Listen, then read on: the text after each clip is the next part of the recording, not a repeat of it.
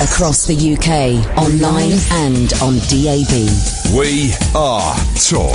Talk Radio. Give it some lip. Talk Radio. Thank you, Baldy. Thank you, The Tramp. The lying down / laying down special has had to be postponed due to legal reasons. Nonetheless, you can still pick up your telephones and call in about any old guff. This is Talk Radio. Late night, Iain Lee on Talk Radio. We have ways of making you talk.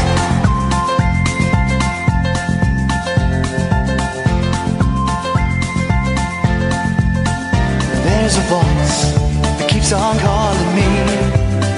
Down the road is where I'll always be. Every stop I make a new friend. Can't stay for long, just turn around and I'm gone again. Maybe tomorrow I'll wanna settle down. Until tomorrow I'll just keep moving on. Down this road that never seems to end. When new adventure lies just around the bend. So if you wanna join me for a while, just grab your hat, come travel light, that's old style. Maybe tomorrow I'll wanna settle down. Until tomorrow, the whole world is my home. So if you wanna join me for a while, just grab your hat, come travel light, that's old style. Maybe tomorrow I'll wanna settle down. Until tomorrow I'll just keep moving on.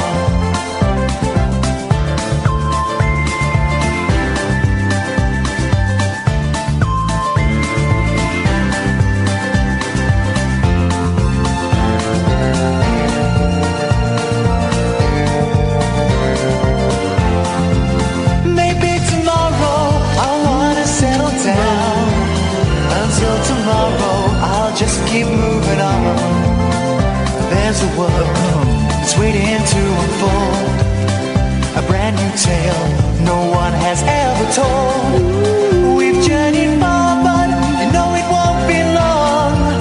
We're almost there and we paid our fare with a hobo song. Maybe tomorrow I wanna settle down.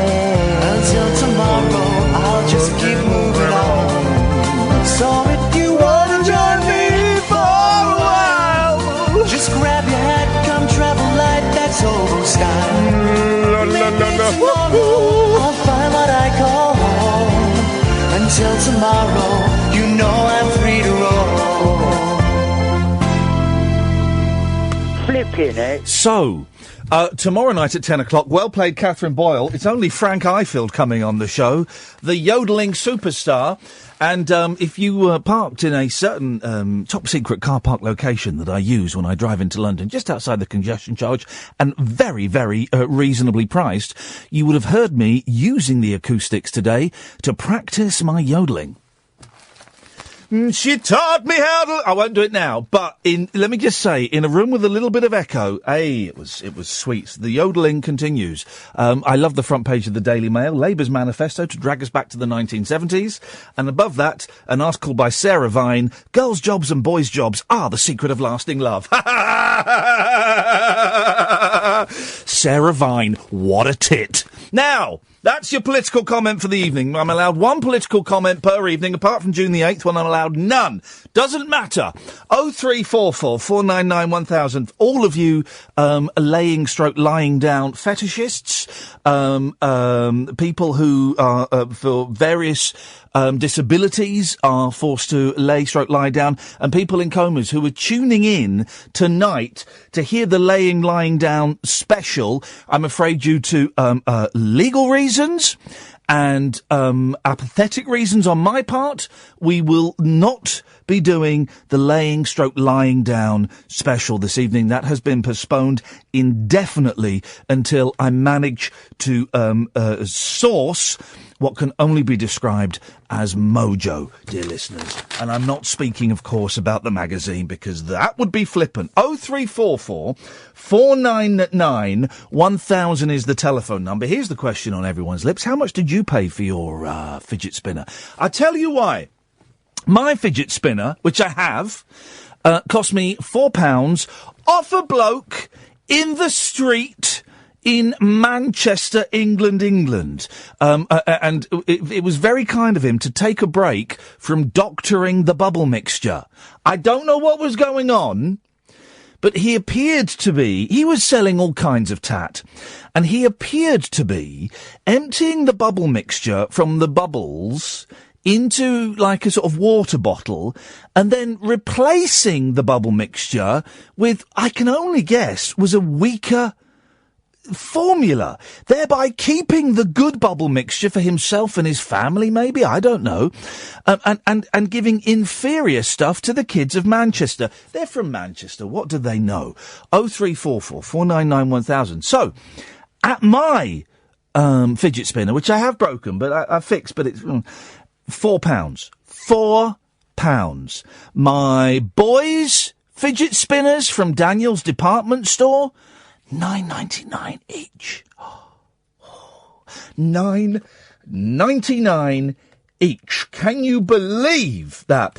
And then we saw some friends of theirs, and they'd only paid £7. So tonight's big question, guys, and you won't get this on your LBCs, you won't get this on your Five Lives, you won't get this on your BBC local radios, you won't get this registering in your radar diaries. How much did you spend on your fidget spinners? 0344 499 1000. Let's go to the first cab off the rank. Lee, how much did you spend on your fidget spinner? Oh, I'm telling you what, don't talk about me fidget spinner. I'm fed up with tight gits. What? I've really had it up to the... what's a fidget spinner, anyway? Wait, what do you mean? Hang on a minute. What do you mean you're fed up of tight gits? My God, I've moved in with me, I've known my girlfriend for a year. Yes. I've moved in after a year with the father-in-law after he's had a stroke. Oh, for goodness And it sakes. is doing my head in. Tell me about the father-in-law who's had a stroke. I'm guessing it's not the stroke that's doing your head in. I'm guessing it's the human being. Well, he's like quite a rich person. He inherited a lot of money off his dad. Yep. He was tight. Yeah. Over 500,000. What the heck? That's almost $500,000. You're telling me? I am. Is that the end of the story? Lee? A whole lot more to come. Tell me that. I think he said that your phone keeps cutting out, and it cut out after half a word, one syllable, and it sounded very. Hang on a minute. It sounded very, very rude. But I don't think he was saying that word. Lee, so tell me what's going on, man. I'm in the garden now in my birthday pants, but it's my birthday tomorrow, but I've unwrapped them early. Okay. This is taking a very strange turn. Tell me why your father-in-law is so tight. What doesn't he do? Well, for someone who's got so much money, yes, all his life, he never spent it. Yeah. Same with his father will give it to him. What do you want him to spend it on? Fidget spinners? Well, no, this is start from the very beginning. Yes, please. I went to Butlins. What? I went to Butlins. I met, my perfect bird, what I've ever met. Hang on a second, Lee. Let's all just close our eyes and imagine the perfect bird. Yeah, she was dressed as Miss Massage. I was dressed as an LAPD policeman. And she was dressed as Miss Massage? Yeah. What does Miss Massage look like? Like a pink costume with massage written on a little... Oh, okay, yeah, called massage written on it. Yeah, of course. Yeah, I was LAPD. Yes. I really thought I was a real policeman for one time. You do, when you put on a policeman's outfit, you do believe you're a copper. Well, I did. I went out, I was telling people, pick that cigarette up, and they was doing it as well. Yes, power. Butlins, Yes. Yeah. You get the uniform on, you feel the power. Butlins, where they throw fags on the floor. Beautiful. Okay, yeah. Yeah, and it was Billy Ocean singing at the weekend as well. Huh? Okay, right. Get on with the story before I lose the will to live. Anyway, I had £20 left in my wallet to get home with from Butlins with my governor who I went with. Yes. I'd only been working with for a little while, and my girlfriend's mates left her at Butlins with me on her own, and then my governor said, "Oh, I'm not taking you home because if my wife sees a girl coming out the back of the van."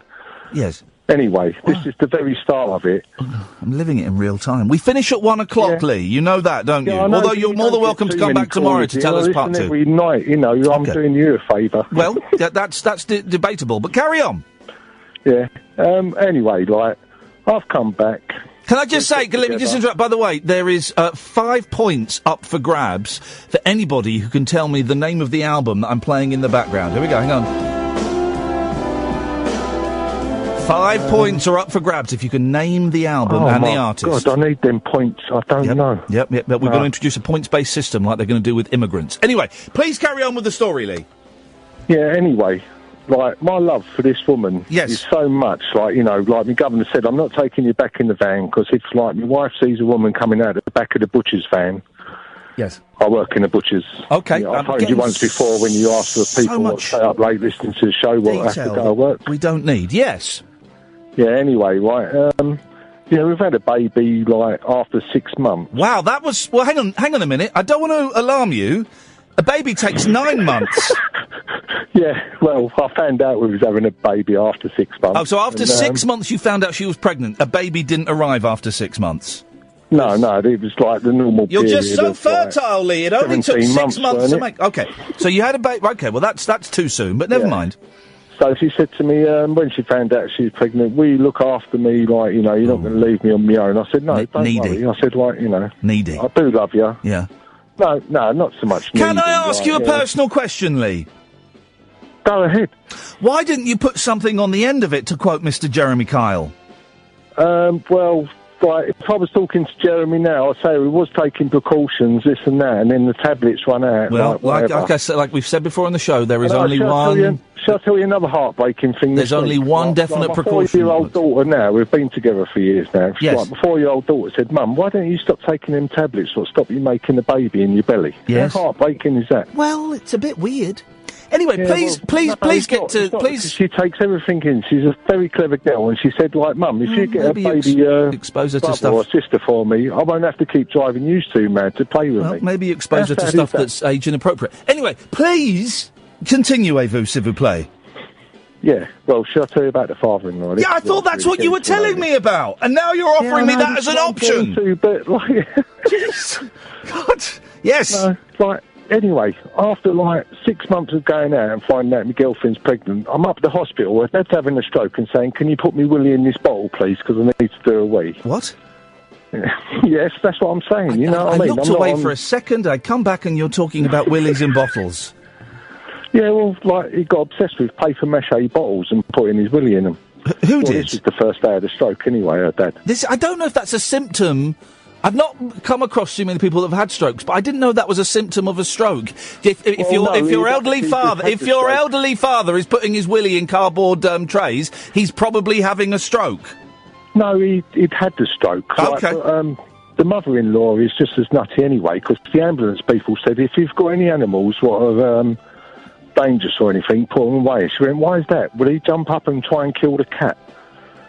So I like that. That's good. Pitbulls. Yeah, that's good. Anyway, like, this story is, like, just really going from the start. Oh. But, let's nudge it towards the end. Well, like, my girlfriend said, my dad's going to buy me a £300,000 house outright. Wowzers. No mortgage, nothing, whatever. Yeah. How do you feel about that? I said, well, that's not too bad as it goes. Yeah, she went, my dad will be living with us as well. Oi. But, it's carried on. I've tried to advise him. I've tried to help him. We're 15 minutes into this conversation, Lee, and we've yet to have.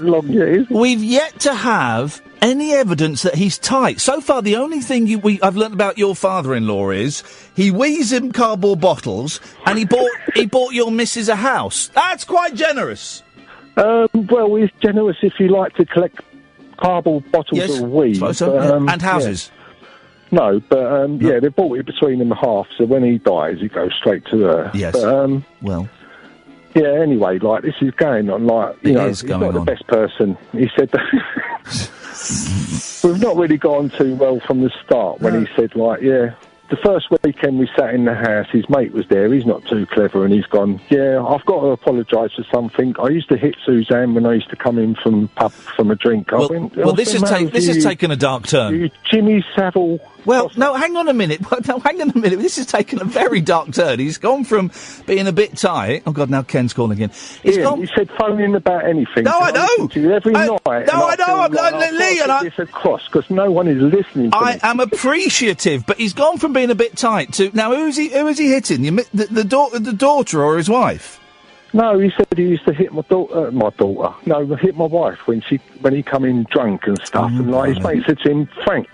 Right. He went like, Graham, I will stop right there if I was you now. So from day one, we've never really got on. Yes. And you know what? He pays, like, I know he bought the house, right? This is what everyone says to me. Oh, you've got a house for nothing. Yes. Well. But he pays £25 a week housekeeping. Hang on a minute. You should be paying him housekeeping. He's bought you a house. Ian, don't start that one, please. He's bought you a house. You owe him. No. He's giving you an extra 25 quid a week, 100 quid a month for nothing? Ian, I listen to the show every week, and you know how much it costs to be kept in a home. When his mum needed to be looked after, he put her in a home. Okay. Because he had a bit of dough there to put in there. Yes. So I've done the right thing. You know, I'll go work. By the way, if he goes into a home, you know you'd have to sell that house, don't you? No, I don't, because it's in both their names. And it's joint thing, so you can't kick someone out of the house. No, don't work like that. He would have to sell that. He would have to sell that house. Ian, I told her this from the first. Yeah, that house would be sold. Don't matter if it's partly in his name. That would have to be sold. Thank you, Ian. Thank me. I've been saying this from day one. It don't work like that. And they signed the forms. I know. Exactly.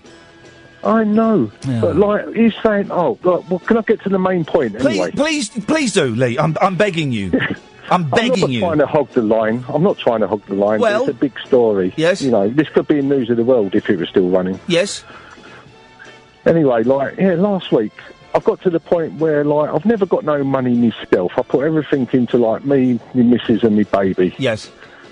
And the father-in-law mainly as well, the Ponsin. Okay. You know what? Gosh, yes. Yeah, you've no need to use the bleep because... No. Please just... I respect his show. Thank you, and we respect you. Yeah. Now, just get to the point of the story! Yeah. Well, anyway, last week, my dad has got no blood going to the bottom of his legs, you know what I mean? They said they'd give you a 3 out of 10 chance of surviving the operation, this and that. Yes. I bought a convertible where the only thing works is the roof going down. It don't drive, there's no dashboard, so I've had to go out and buy a new car. I'm on... Yes. You know, I ain't got a pot to wee in. Well, use one of his cardboard ones. See the respect there? Thank you. Use the word we. Respect. Yeah, respect. Yeah. Yeah, and, I said to him, he come in, he shuffled in with his... Oh, pisses me off, this... well, you did it then.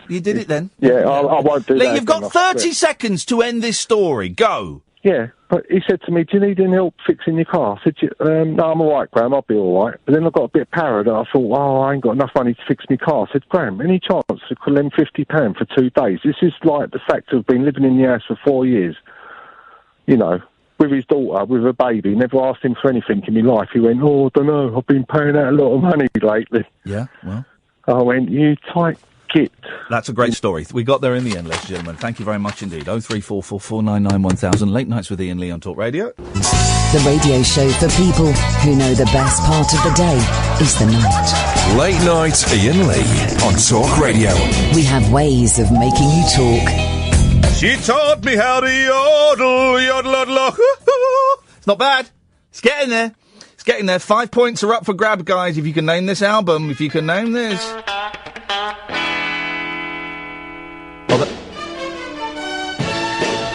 5 points are up for grabs, yeah?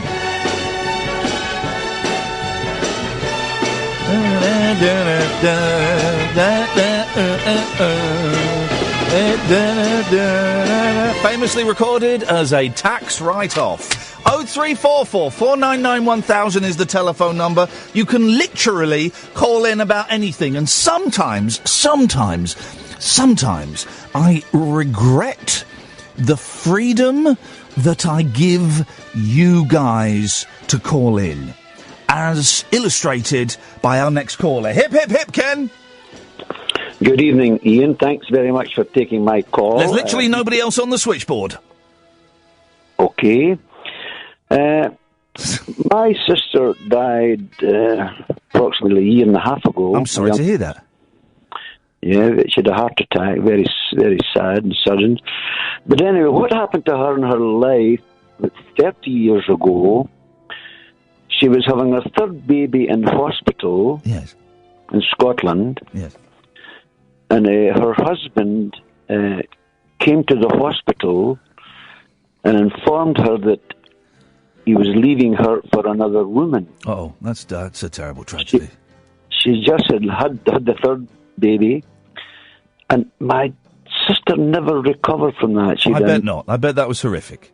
It was absolutely horrific. Yeah. And, she was perfectly fine mentally until that. Why did he do it when she was in the hospital with the baby? I don't understand. That's outrageous behaviour. However, she never recovered from that, and she suffered from great depression, mostly for the rest of her life. She had bouts and spells when she recovered, but she never recovered. It was very sad. That's a shame. Very sad. I'm sorry to hear that. And what I'm seeing in the news lately, it seems to be that there are a lot of people in the country and in the Western society experiencing depression and mental trouble. Yes. It's very sad to hear about this. But I would just like to suggest something tonight to anyone who's listening to your show, Ian. This is important. Is it going to involve Jesus? Yes. Did you suggest Jesus to your sister when she was depressed? Yes. And how did that go down? She refused. Yes. Your very own sister, who sounds like she's had terribly bad luck, and I'm genuinely sorry to hear about her death. It's very sad. But if your very own sister, who was suffering horrifically, it sounds like, wasn't interested and didn't see that as a help, why should anyone else? Well, that's for them to decide, Ian. All I'm suggesting is here tonight. I'm not on here to hear me speaking as such. I'm concerned about people I'm concerned about people, Ian, who need help. Yes. And I am just a plain, simple Christian. And I'm the Antichrist, apparently, but... All I'm suggesting on your radio show is, if there is anybody listening tonight, I would encourage them to sincerely pray and call upon the name of Jesus. When you said that to your sister, what did she say? She didn't show much interest, but that was her decision. Yeah. That was entirely her decision. And how often did you push it with your sister about Jesus? Not very often. No, but she was in such a situation. Did you get on well with her? Yes, I was a great friend with her. That's a nice phrase to say about a sibling. I was a great friend with her. That's a lovely thing to say, because I don't think that siblings necessarily consider themselves to be friends. That's a really nice sentence. Yeah, well, she was a great friend, and we had great times together. And, I bet. In the past, but anyway, all I'm calling in here tonight for is just to suggest that there is somebody who is listening, who is troubled with depression. We all get depression. When I went back, no. Let me stop you there. We don't all get depression. We get down. People get down, and people feel a bit blue, and people feel a bit battered and a bit melancholic. But that's not depression. Right, okay, I understand what you're saying, I accept that.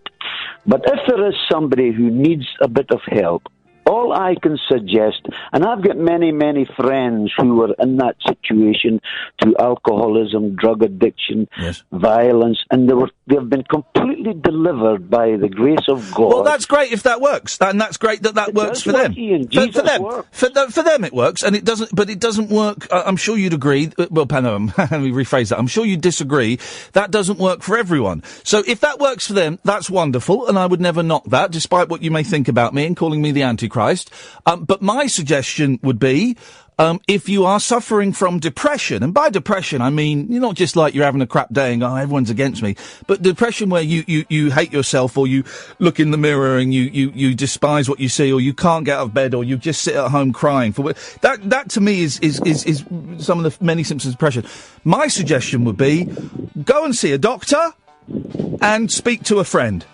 Yes, I would accept that. That's good advice. That is good advice. That's wonderful. Yes. But along with that, there's a supernatural realm involved here in our minds, and I am suggesting, only as a Christian and concerned for somebody who might need help tonight, begin to pray to Jesus and read the Gospel of St. John. Okay, and if that works for them, that's great. My counter-suggestion would be, write down this telephone number, 116-123. It's the Samaritans, a non-religious organisation, despite the name, and they can be a friendly ear for you to dump on. How's about that, Ken? We reached a compromise. Good advice. We reached a compromise. Okay, but listen. No, you've got to have the final word. Okay, I thought we'd reached a compromise, but no, Ken, you have to have the final word. Away you go. No, you can say something after this if you want. But then you'll say something after that. I know how this works. This will be my final say. Okay. I don't want to argue with you. Of course, trouble. I don't want to do that. No. Could you stop calling me the Antichrist then? I never called you the Antichrist. I said you had an Antichrist spirit. Okay. Could you stop saying I have an Antichrist spirit? I will stop saying that. Do you? There we Okay. go. Beautiful. Okay, I appreciate that. I'll accept that. Thank you. Now, go call the Samaritans. Go and see your doctor. But all I'm suggesting is you don't need a telephone call to call Jesus. No. Call out by faith. Jesus, help me. I need help. Okay. Please help me. Okay. And if a person does that, and if it works, hold on, Ian. No, because we're getting up to break. If that works, that's brilliant. There we go. No, if a person says it with a sincere heart, yes, God hears the prayer. Okay. In your opinion, and if that works for those people, that's wonderful. I would still suggest, if you're feeling... That's what I suggest. God bless you all now. Ken, we're going to finish this conversation and I'm going to have the final word, like you said. You're not just going to run off. If that works for you, then that is wonderful. My suggestions still stand that depression is a mental illness. It's an illness, and it can be cured. It can be treated. With speech-based therapies, and some people may require medication. So please go and see your doctor. Thanks for that, Ken. Good night, everybody. There we go. 0344 499 1000 is the telephone number. Damien, stay there. Come to you after this. Late night conversation worth losing sleep over. Iain Lee. On air and off the leash. On Talk Radio. We have ways of making you talk. There's still 5 points up for grabs if anybody can name this album, dear listener.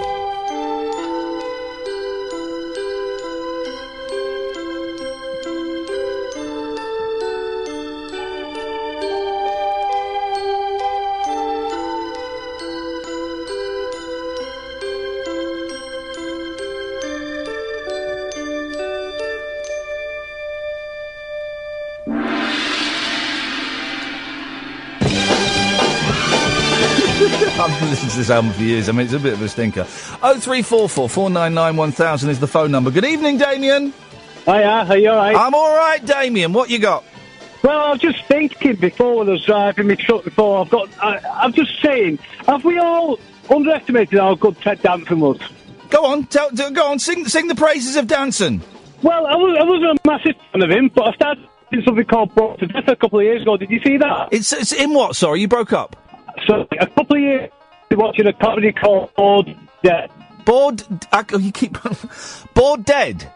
Bored to Death. Bored to Death. No, I have not seen that. Fantastic comedy. Didn't do anything. Did about 3 series on Sky Atlantic and then just went off. And then we move on to Fargo season 2. Did you see that? Nope. Oh my goodness. God, you're a Danson stalker, aren't you? No, not really. I thought he was all right in Cheers, and then I thought he was pathetic. And then I seen these 2 shows. I thought, yeah. I tell you what swung it for me. What swung my opinion on Danson from thinking he was just all right to thinking he was brilliant. When he was on Curb Your Enthusiasm, did you see those? I didn't. I tried to watch one of them, and I thought, oh, mate, we're having a conversation where we're both going, did you see that? And the other one's going, no, I've not seen it. Fun conversation. Oh, well, I thought it was brilliant, and Danson plays Ted Danson in it, and he's very, very funny.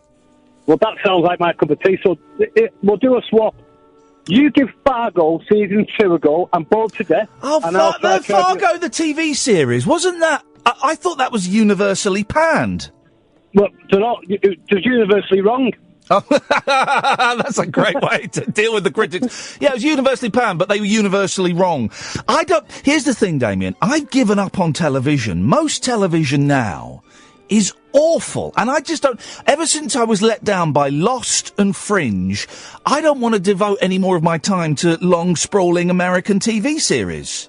Right, what's the word I'm looking for? I'm hoping not to run out the signal here because I'm travelling. But these Fargo TV series, I'm obsessed with them at the moment. Yes. The one series is one story. Oh. And that's it. So it's great. What you done with it? Season 1 was okay. Season 2 was brilliant. Oh, so I can dive straight. I can dive straight into season 2 and be satisfied. Yes, definitely. But there's an Easter egg in it for the season 1 viewers, but that doesn't matter. Well, no, hang on. No, there's not an Easter egg in it unless you're watching it on DVD and it's a thing that you have to find. I thought Easter eggs were the things on the menus of DVDs where you click left, right, up, and then like Danson's eye would gleam, and you click play, and then you got like a special message. That's an Easter egg, isn't it? Well, I'm not sure. I'm not as cool as you, obviously. I'm not sure. Cool. Very, very cool. Well, I don't know. I thought Easter egg was just something to say, yes. Damien, how long you been listening to Talk Radio? Oh, on and off. A few months. On and off? Well, hang on. Whoa. What's this on and off stuff?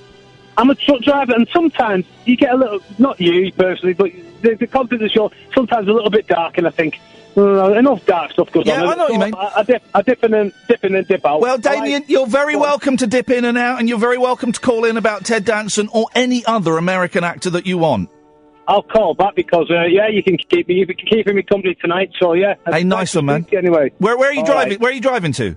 I'm going to Whitehaven. Where's Whitehaven? It's right up north. I tell you what, because we were driving on the M40 the other day, coming back from Manchester at 50 miles an hour, don't ask. And the signal, the DAB signal, we were trying to listen to Bob Mills, who's on a Sunday, who's cracking if you've not heard him. And the DAB signal kept dropping in and out. It was awful. That M40 corridor, it was awful. But it's all right where you're going, is it? Yeah, it's not too bad. They've done some work with it all, but I listen to it through the app. Oh, I see. Okay, so we're online. All right, groovy. All right. Yeah, nice one, Damien. Nice to talk to you, man. Have a safe journey. And you. Ta-ta. Bye-bye. 0344 499 1000. The question of the evening is, first of all, what's this album?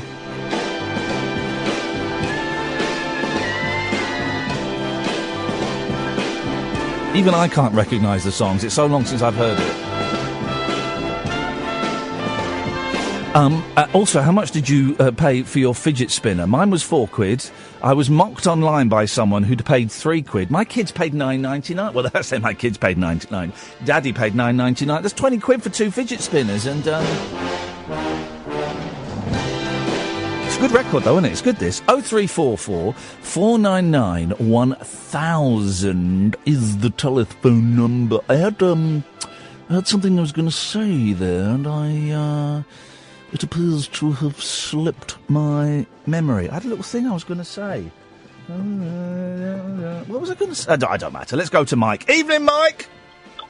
Hello, Ian. Hello, Mike. How you doing? I'm all right, man. I still can't quite shake off this tonsillitis. My throat still feels very tight and a bit fizzy, and I'm knackered. Yeah. But apart from that, I'm all right. I did hear that show last week, actually, when... you weren't too happy with people when they were phoning up. Oh, I hate people. You just wanted people to get straight to the point. I don't want your life story. Just tell me what you've called in for God's sakes. Yeah, that was it. Yeah, I caught that show last week. That's a regular recurring meme in my life. Anyway, what you got for us, Mike?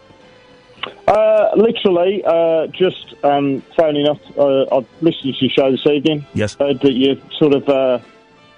asking anyone to phone in with anything, really. Anything goes tonight, as it does most nights. But people can literally... We're not one of those shows... I don't know how long you've been listening, Mike, but we're not one of those shows where I tell you what we're going to talk about for the hour. It's generally... I sit here, we open the microphones, and people come and chip in with whatever nonsense they want. So everyone is welcome. Yeah.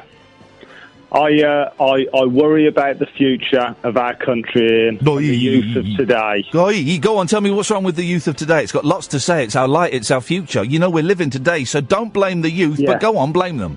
No. I went to my cousin's stag do at the weekend. Yes. And we went paintballing. Oh. You ever been paintballing? Do you know, I haven't. And I would love to. I was shot in the nuts once by a paintball for a short film for comic relief, but I've never actually gone and done it. Nice. I've been Quasar. I like Quasar. Right, okay. Yeah, this was paintball. I'd never been before either. Yeah. And we were useless at it, Ian. Absolutely useless. And the one chap said, imagine if this was real. Imagine if you were in a real war situation. Yes. We wouldn't have even got out the camp. No. It was atrocious. Yeah. And you do wonder if there was ever an invading force into this country with the youth of today and even people, our sort of age. I think any invading force they'd walk through. Hang on a minute, but Mike. But I'm confused because you're what you mid to late 30s. 44. 44. You got a young voice, right? So you are because you and your middle-aged mates. I'm 44 in a couple of weeks. Because you and your middle-aged mates are rubbish at paintball, and by rubbish, I'm guessing you were all out of breath in about 5 minutes, and you couldn't hit each other. Am I right? No, not particularly out of breath, but not great aims. Right. So because your generation is rubbish, you're saying that the kids must be rubbish. No, there were some. When I say there were some mid-20s with us as well. So I bet some teenagers. I bet if you were up against some 18-year-olds, they would have kicked your flabby old asses, Mike.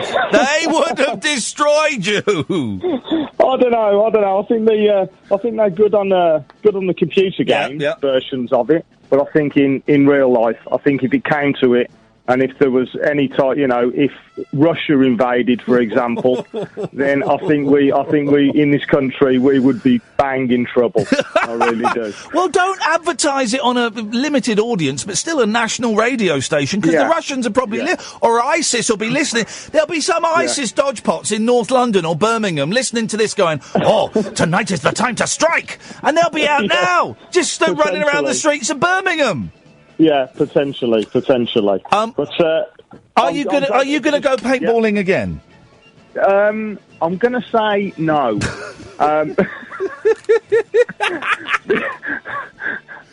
Because I'm glad I did it. Yeah. I'll try anything once, but to do it as a regular thing, probably not. I hate really. those. Whenever you go to like shopping centres now, you get those really smug people with they've got the paintball stands. Hey guys, you ever wanted to go fire guns at each other? And hey, I tell you what, I see chuggers are back. I was in central London today. You know, the charity muggers. Yeah. And I've not seen them for ages. And then there was someone on the street, and they kept cornering me. And I thought you guys had died out, but they're back. Yeah, making a comeback. A comeback, Michael. It's listen, luckily for the state of this country, when they do introduce or reintroduce conscription, we're out, Mike. They don't want old farts like us. We're done. I think, we've gone past the age requirements, haven't we? Luckily. Luckily. Nice to talk to you, mate. Thanks very much. Thanks, Ian. Cheers, bye-bye. 034. What's a sterling first 40 minutes of the show, dear listener? 0344 499 1000 is the telephone number. Late Nights with Iain Lee on Talk Radio. Late Night Iain Lee.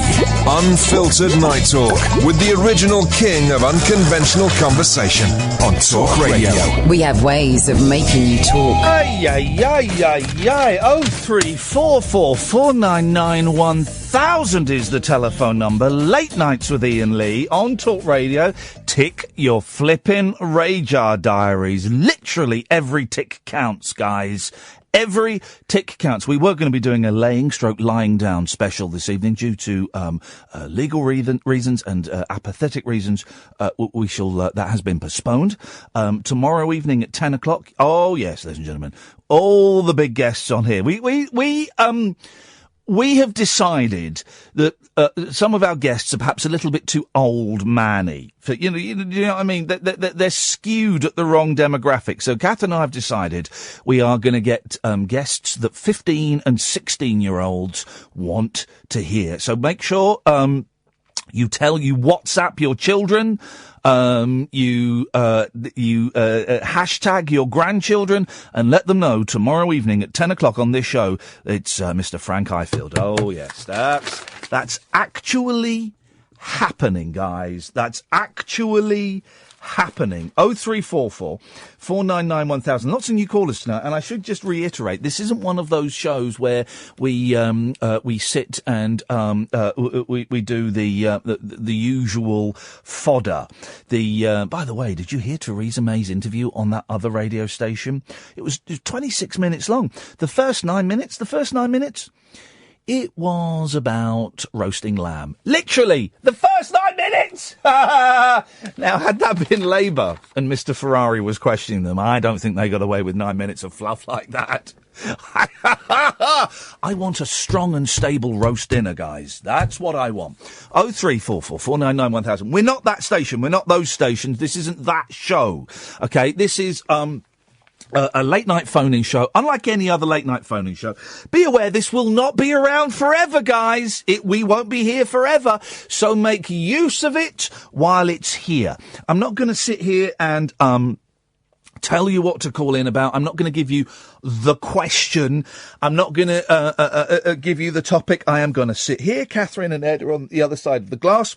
You are welcome at any moment to pick up the telephone and chip in with something that I, that I've said, pick up on a point I've said, or a point that another caller has made, and here's where people get uncomfortable. This is what makes it uncomfortable, okay?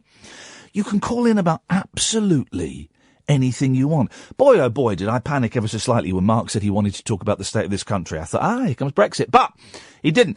You can call in about anything. We have to be slightly careful talking about, politics and parties and things like that, because there is an election coming up and we have to be fair. So, we have to, if we name check one party excessively, we kind of have to name check the other. So just bear that in mind. But that's for me to worry about, and we can make that work. But you can literally call in about absolutely anything you want. Imagine the freedom. 0344 499 1000. 0344 499 1000. It's free from most packages. At the most, it'll cost you pennies. You'll be on the line for about 30 seconds. You'll speak to Kath. She will take your name and number, and then she will give you a call back. And the switchboard right now, and I'll tell you this because I'm not one of those radio hosts or podcasters who goes, well, the phone lines are really busy right now, and we'll get to those calls in a minute. 2 hours later, there's been no calls. We've had a really busy first 45 minutes. The switchboard is empty right now. So even if you just want to phone up and see if it works, you can do that. Which reminds me, tomorrow night, calls straight to air after we've had Mr. Frank Highfield on. Calls will go straight to air where we'll have Kath and Ed sat in here and we'll just sit and we'll chat and we'll kick some stupid ideas around and maybe some heavier ideas around, and you call up and you'll go straight to air. So it's a slightly different thing to what you've got now. But with that in mind, 0344 499 1000 is the telephone number if you want to give us a call. Now, some bad news. There's a brilliant story about UFOs, and I did reach out, which is the phrase the Americans use. By the way, I've been sending emails to Americans, and even when I'm doing the lowercase I-A-I-N, they're still replying to me, Lane. I'm doing... This is the weirdest thing, right? Can an American explain this to me? I am signing my name, lowercase I-A-I-N, capital L. So they've got both letters there. They've got both letters. And it's in my email. It's there.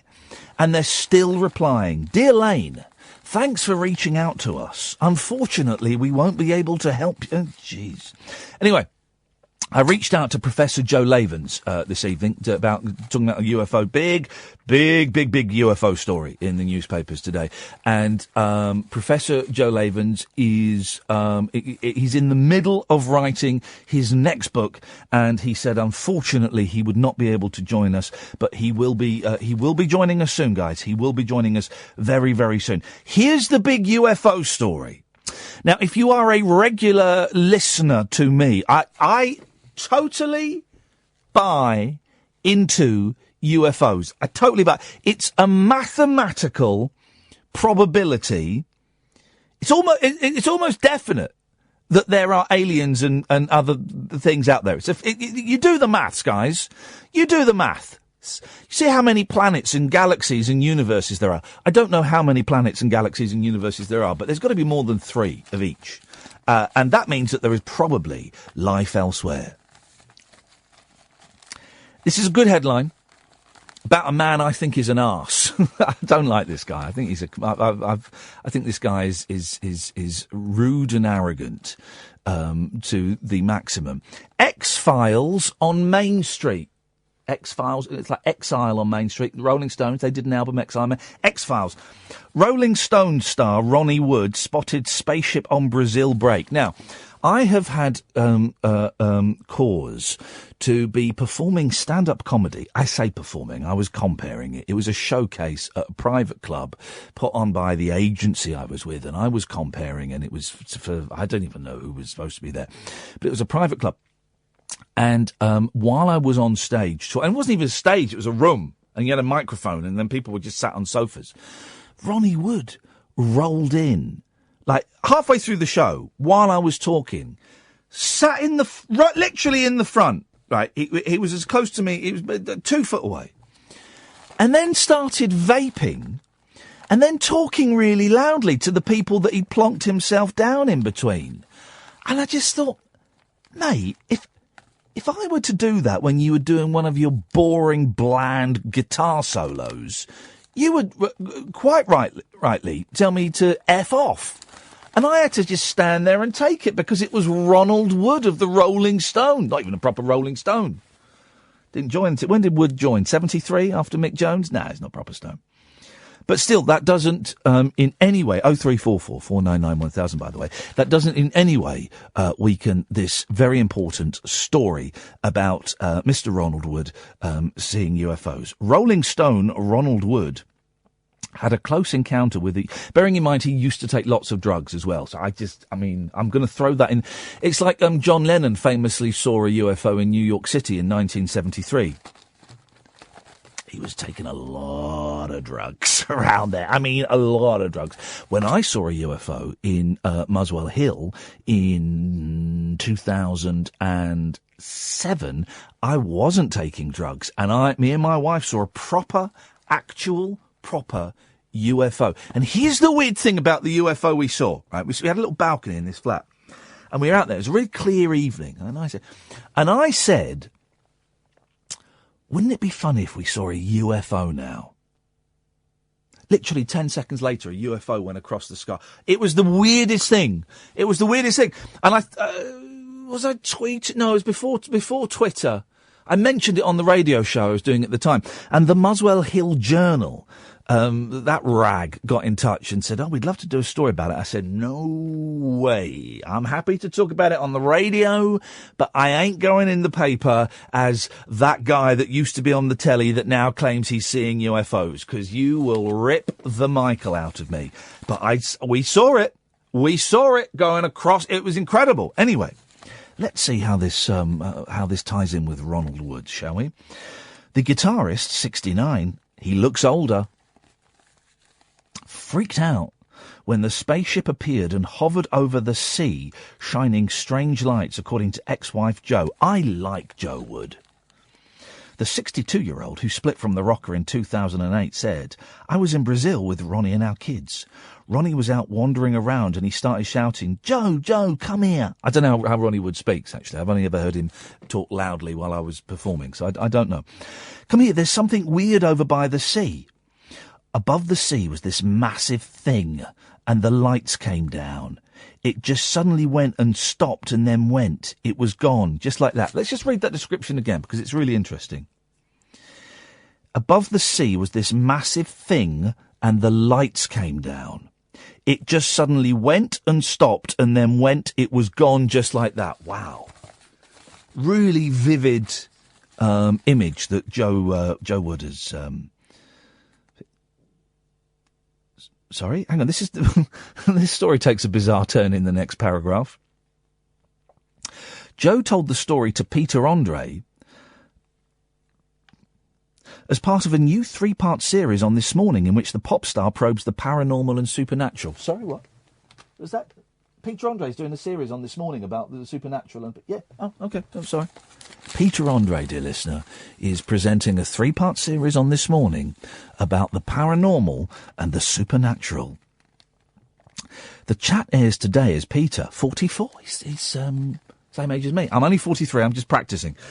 A few weeks before my birthday, I practice saying the new age just to get used to it. Well, but 44 is the same age as me. Reveals he had a strange experience of his own in America's Nevada desert. He said, "What I saw was unbelievable. I've never seen anything like it. It was Jordan taking her top off and her massive boobs popping out. They were awesome." Earlier this week, the Rolling Stones announced a European tour. Boring. Peter Andre's World of Weird. Peter Andre's World of Weird is on This Morning, ITV, and you're going to have to go and do the rest of the research yourself, because that programme is part of the... We talked about The One Show. Well, This Morning is ITV's The One Show, and I like Holly, and I like, what's his name, the grey-haired fella, Philip.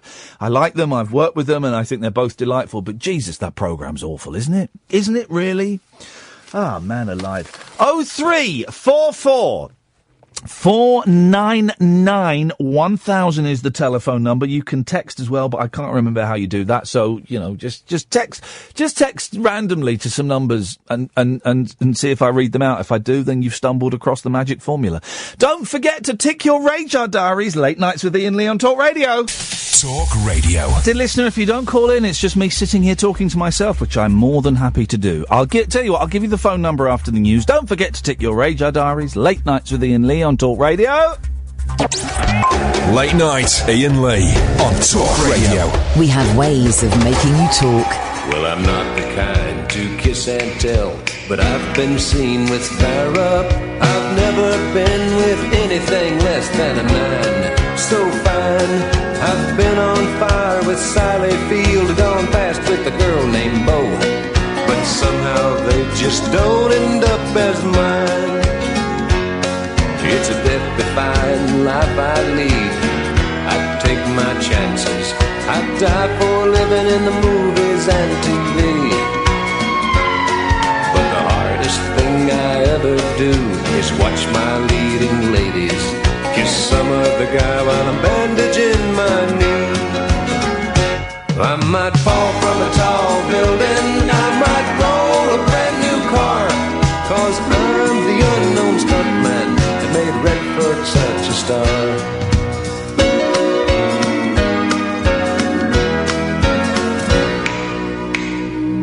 I've never spent much time in school, but I've taught ladies plenty. It's true, I hire my body out for pay.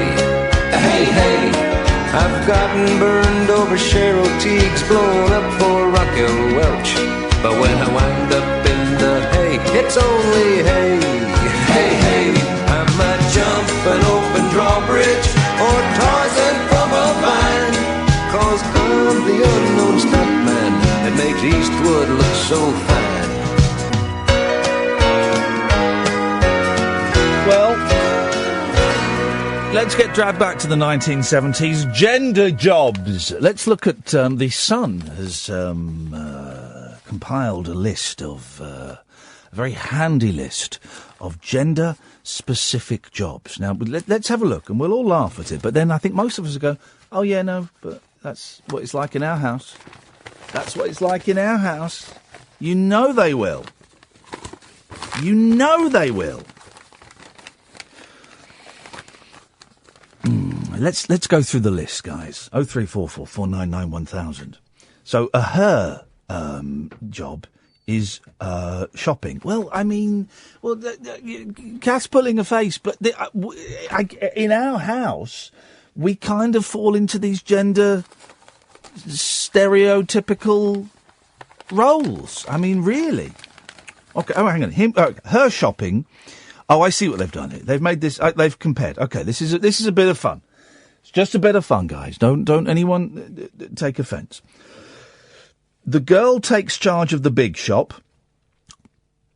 I don't think people do a big shop anymore. My mum used to do a shop, like a big shop, once a month, and we'd go to Sainsbury's before it became, nice. It was a bit.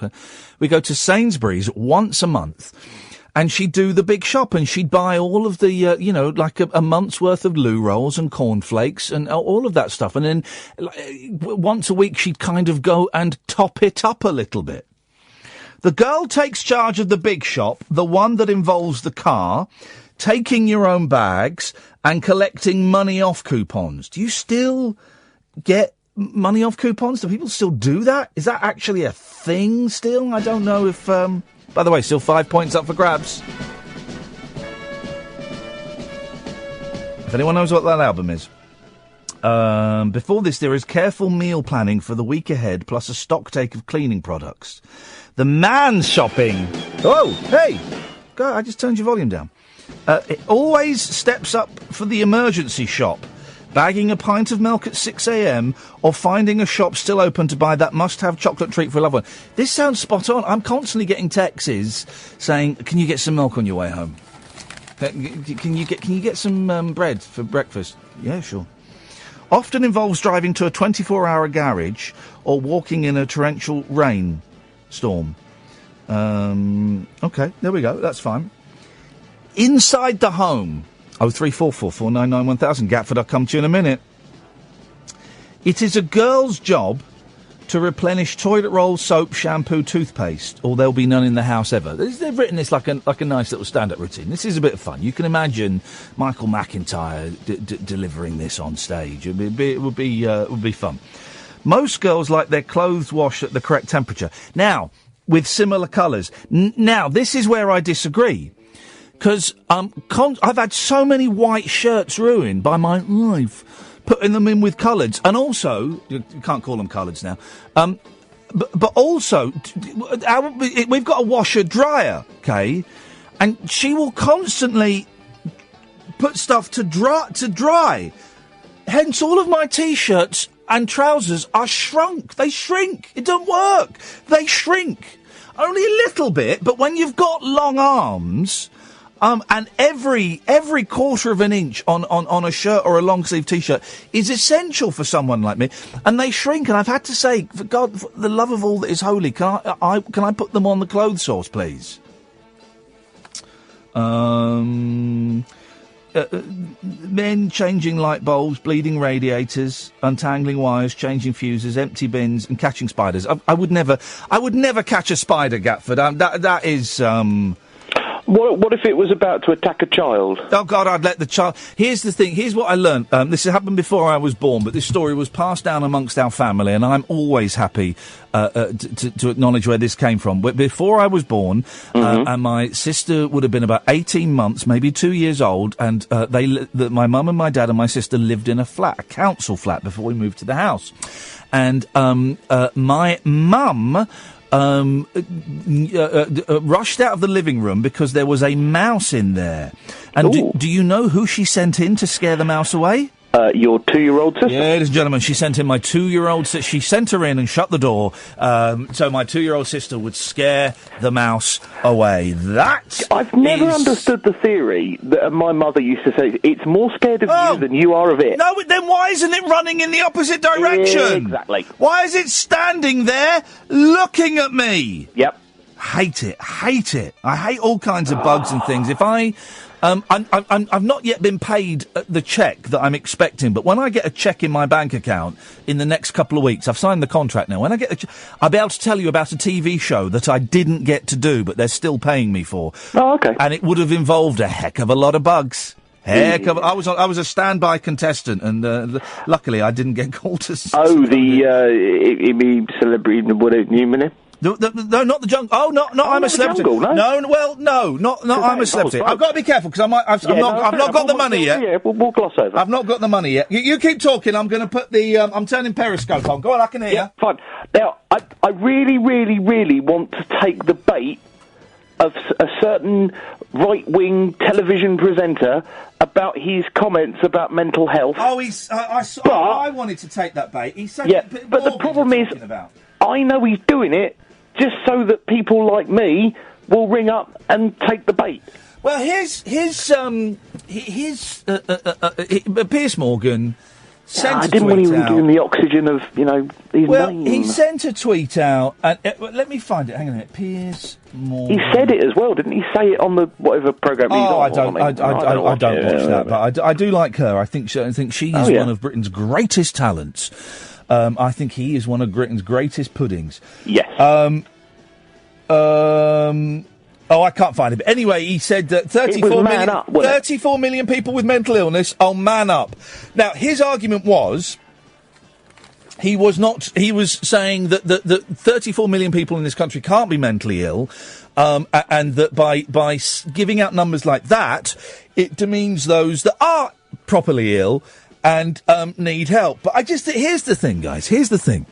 Anybody that uses the phrase "man up" is a bellend of the highest order. I mean, absolutely stupid.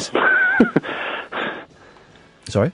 Well, man up and... Yeah, well, exactly. Yeah, it's such an old-fashioned, depressing, rank, lazy phrase. It doesn't mean man up. It doesn't mean anything. Okay, be tough and don't cry. No, shut up, Morgan. You've got a face like a slap task. And also, so he's then going on Twitter, because I kind of looked into it a bit. He's then on Twitter, everyone's taking what I said out of context.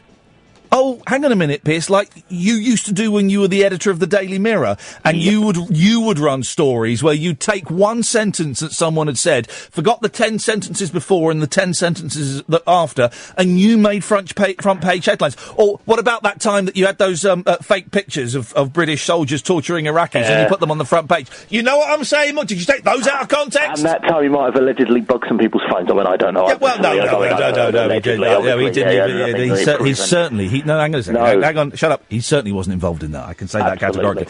But it's that he's a really wheedling, nasty little arse of a man. But it is that kind of like, I know what he wants. He wants debate. It's like his other mate, Hopkins bingo. She wants debate, and it's like clickbait, but in real life. Yeah. And I feel really bad now that I brought it up, but it had to be said that he's a prize pillock. Ladies and gentlemen, am I allowed to say that? You can say that, thank you very much. And just to reiterate, for legal reasons, there is no evidence to suggest that Morgan was involved in any phone hacking scandal or anything like that. He's completely denied it, and that's what I like to believe. But in terms of his tweet, he's a pudding. An absolute pudding. 0344 499 1000. I've activated the Periscope. And I tell you what, people are saying, why have you not done the Periscope? Why have you not done the YouTube recently? I tell you why. And I hate to keep going on about it, but this tonsillitis thing, honestly, am I the only one that 2 weeks later, I'm still exhausted by it. Literally, I mean, I'm better than I was, but I am exhausted and I'm sweating and my throat still feels a bit funny, and I can only focus on one thing at a time. So the reason I've not been doing the YouTube is because it involves plugging in a couple of cameras and doing that. We'll do it next week. I'm going to make sure we start doing it again next week. But the reason I've done the Periscope is because it involves doing something else that is focus isn't me doing the radio show, and I'm just finding it all completely overwhelming. But the Periscope is up, periscope.tv/Iain Lee, IAINLEE. If you want to watch us, you're more than welcome to. Please swipe and share it around the world, dear listener. And give out the phone number, 0344 499 1000. Late Nights with Iain Lee on Talk Radio. The radio show for people who know the best part of the day is the night. Late Night Iain Lee on Talk Radio. We have ways of making you talk.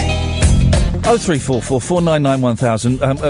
While Labour are being accused of dragging us back to the 70s, the interview that Theresa May seems to have sparked a spate of 70s comparisons. The main thing being jobs that are for him and jobs that are for her.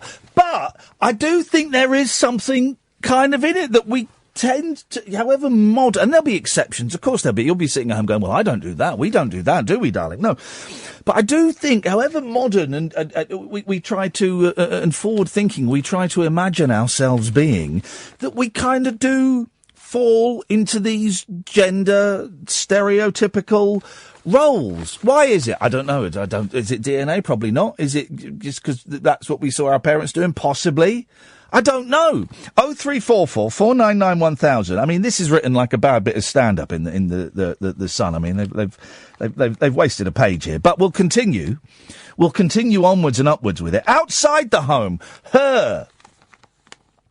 A more relaxed territory for a girl. Her gardening chores usually include planting bulbs and talking about making a vegetable patch. Hanging out washing the moment the sun cracks through thick layers of clouds is a top girl job, as is dashing out in torrential rain to collect it 10 minutes. Well, that's not true. I hate the garden. Hate it. Hate the garden. I will do nothing in the garden. I will mow the lawn once a year. Honestly, I hate it. If I had a job, if I had a choice, we'd either pay someone to do it or we would pave over the garden. Hate it.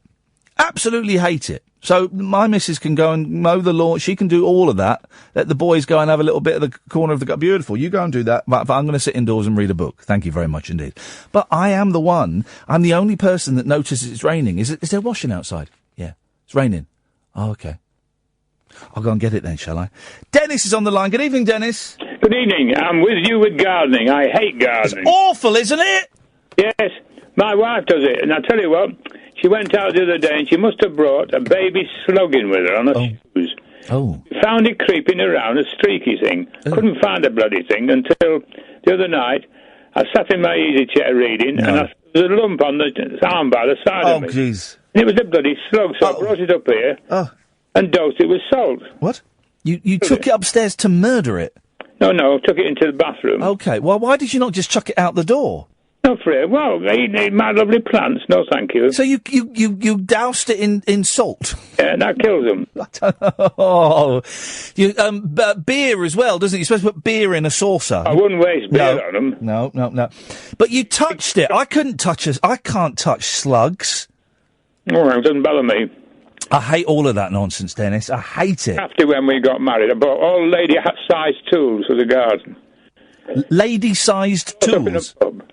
I went in the Navy, so that's steel. You can't grow things in there. So I came out of the Navy totally disinterested with gardening. Yeah. I like a garden. I'd like to see a nice garden, but I don't have anything to do with it. I don't get it, and I've tried. I've really tried. I've tried to grow vegetables. I've tried to do plant. I've tried to do it, and it just doesn't interest me. And I really hate, and people will laugh at this. I really hate having dirt under my fingernails. Yeah. Oh. The only thing I nurtured was for making wine with flowers from elderflower.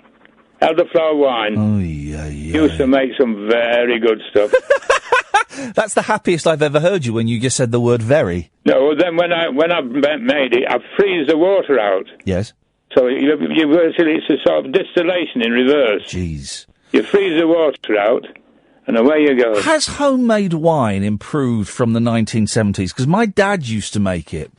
And I remember I had some when I was about 8 or 9, and it was like, it was like drinking acid.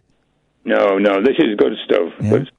Okay. Right formula, and as I say, freeze the water out, and you go cross-eyed after a couple of glasses. Well, there you go. There you go. Dennis, thank you, mate. Bye-bye. Ta-ta, 0344 499 1000. Thank you very much, Andrew, for your nice text. I won't read it out because I don't like being, reading congratulatory things. But you're right. Thank you, and I agree. Rob's on the line. Good evening, Rob. Good evening, Ian. How are you? I'm all right, thank you. Fantastic. I'm ringing up because I don't know if you know today is Somerset Day, and I wanted to help you celebrate all the wonderful things about Somerset. Why has Somerset got a day? I think it's because it's garbage. It's to try and attract people to come here. So, well, okay. What's nice about Somerset? Glastonbury's nice. Glastonbury's nice. Cider's nice. Oh, God. I'm not a Somerset man myself, so I'm a bit of an outsider. You see. If the first thing you can suggest that is good about the area is something that makes you forget where you are, then that's not particularly good thumbs up. Why? So where do you live in Somerset? Yeah, I mean I'm from Nottingham originally, but I moved down here and I live in the county town of Taunton, which is all right. But, right. Yeah. So the other thing about Somerset, the great thing was... The other thing, yes? Yeah, the other thing, 1685, the Battle of Sedgemoor, Yes. the seats of the rebellion in the Civil War. So even now, when the Queen comes past on a train, she puts the windows up, doesn't want to see Somerset. Is that's not true? I think it's one of those. It's an urban myth, isn't it? The Queen draws, and she has curtains on her trains, guys. She draws the curtains. I mean, I bet she does have. Of course, she has curtains. Of course, she does. She'll have curtains on the train. Oh, definitely. But I doubt she draws them when she goes through Somerset. She doesn't want to look at the peasants who rebelled against them. Here's the thing, Rob. Here's the thing, right? Yeah. There are some kind of cool things about this country, but compared to other countries, England sucks, doesn't it? It sucks massively. Massively. It really is a lousy... And forget the politics and all of that stuff. Yeah. It's just a crappy country. I mean, I've worked abroad. I mean, I worked in Australia a few years ago, and you get there, and their history starts in like about 1820. Yeah. Us and the Dutch landed, so history's great, but everything else is bang on. Oh, history. We've got plenty of history, right? We're very historical, but again, you compare that to the Egyptian and the Middle Eastern history, it's nothing. But the people are rude, everything's too expensive, the weather is unreliable, people talk about the nice countryside, but once you've seen one wood, you've seen some trees on a hill, that's it! Yeah. I mean, this is a nice... I mean, you were down here. Were you in Bridgewater recently? I was Bridgewater a while ago. Yeah, I came down to the college, yeah. I mean, that's pretty close. I mean, Taunton's like the next town down, really. But Bridgewater, with the respect, with respect to everyone there, I'm sure they'd agree, Bridgewater's a dump. It's a hole. Yeah. It's like a northern mining town stuck in the southwest. And I'm saying that because the people I spoke to who lived in Bridgewater told me about that. And I drove through it. I thought, it can't be that bad. Oh, my God. Yeah, not your windows, not your doors. It's a 1960s nightmare. Yeah, but they used to have a great big factory that basically just like... It's something to do with plastic, and the whole town stank for years and years. How did you end up down there? Well, essentially, I met my wife on the flight to Australia about 6 years ago. On the flight to Australia? Well, I met her in the departure lounge. Hang on a minute, man. Whoa. How do you chat someone up in a departure lounge? That is top-class playing. Well, she was sat there on her own. I thought, oh, hello, go and have a chat over here. So I went and sidled over. Said, oh, where are you going? She said, I'm going to Perth. So I'm like, oh, what a coincidence. Yeah. So, but I thought, if she's got on the flight, I was sat in the back, she was in the middle. Oh. She had a spare seat. I thought, we've got 15 hours, you ain't got a chance. So, there you go. You wooed, and by the time you got off you didn't join the Mile High Club, did you? Absolutely not. Good. Much more Perverts, people that do that. But by the time you got off the plane, were you courting? I think it took a few more days. Where are you staying? She went, so I was respectful. I didn't like saying, I'll stay in the same place. So, and then but the really funny thing is, I was living in Nottingham at the time. Yeah. And she was from Somerset, obviously. Funny enough, from Bridgewater. Mm. But all my family's from Somerset as well. Oh. And she was good friends with my cousin. So and I'd met her before, and I didn't even realise. It was meant to be. I think it was, and that was 4 happy years of marriage and a little one, and that's it. Oh, well, congratulate Rob. And by the way, well done for being a player and seeing a lonely woman in a departure lounge. And it could have been intimidating, you could have been terrifying, you could have really upset her, but now you are married and you have a child with her. Fantastic, Rob. There we go. Thank you very much, mate. Cheers. Good night, mate. Bye-bye. I don't know what he was doing, but he was certainly out of breath. Imagine chatting someone up on in a departure lounge and on a flight. That's outrageous behaviour. 0344 499 1000 is the telephone number. There's a picture in today's Daily Mirror of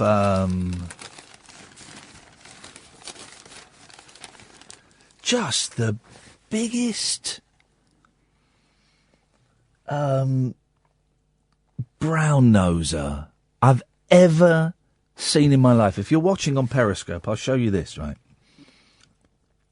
It's the Queen, right? She's not the brown noser.